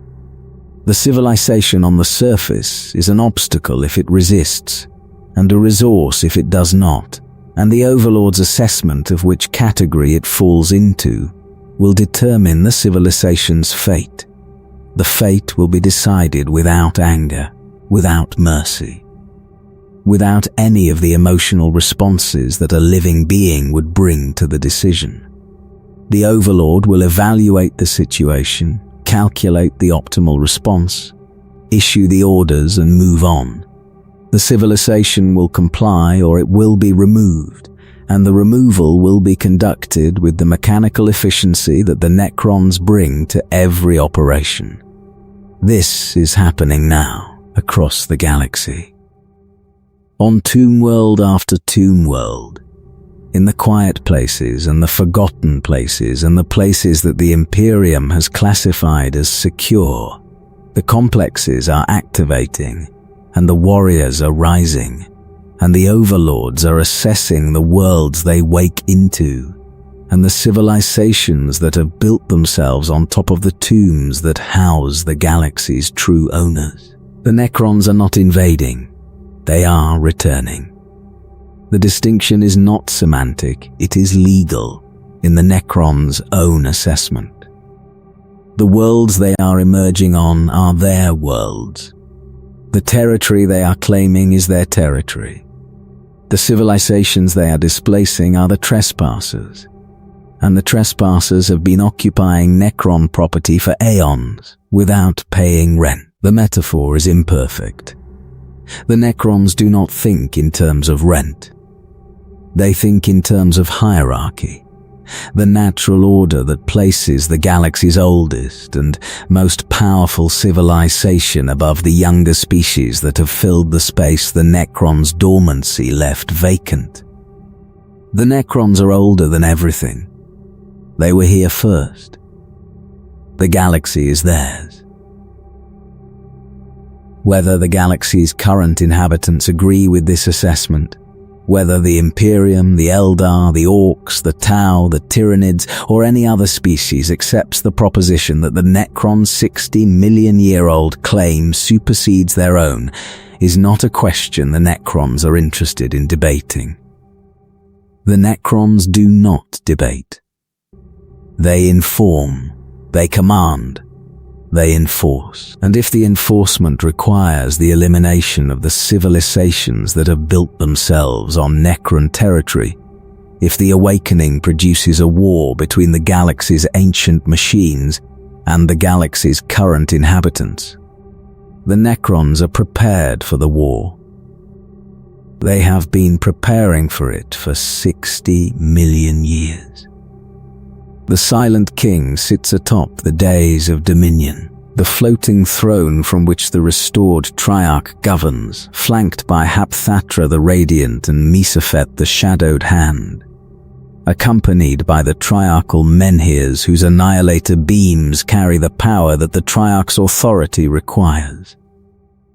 Above the dais, imprisoned in its containment field, a Catan shard burns, a fragment of a god, chained, tame, wielded as a weapon by the civilization that shattered the god 60 million years ago. Sarek looks at the galaxy he left, the galaxy he returned to, the galaxy that has changed beyond recognition and that has not changed at all, because the galaxy's fundamental condition, the suffering, the war, the entropy that presses on every civilization with the patient certainty that all things end, is the same condition that drove the Necron tire to make the bargain that consumed them. The suffering continues, the war continues, the entropy presses, and the Necrons, who traded everything for the immortality to endure it, continue to endure. The tomb worlds are waking. The dynasties are mustering, the legions are forming. The ancient machines are returning to a galaxy that forgot them, carrying memories of a time before the forgetting, and purposes that the forgetting did not erase. The Necrons remember the stars when the stars were different. They remember the galaxy when the galaxy was young.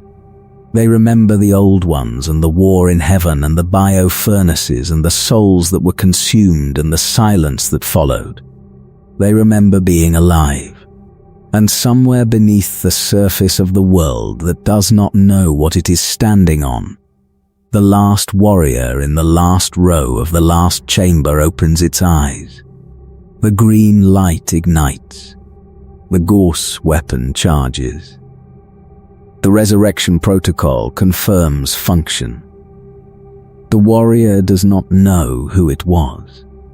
The consciousness that the bio-furnace left behind is too faint to carry the memory of a name, a family, a life that existed 60 million years ago on a world beneath a killing star. The warrior does not remember being Necrontia. The warrior does not remember the dying, or the fury, or the hope that the Cthulhu's offer produced, or the moment when the bio-furnace's fires stripped the flesh from the bones and the soul from the flesh. The warrior knows one thing. The warrior knows its purpose. It stands. It joins the line. It advances. The Necrons are awake. The galaxy is not ready.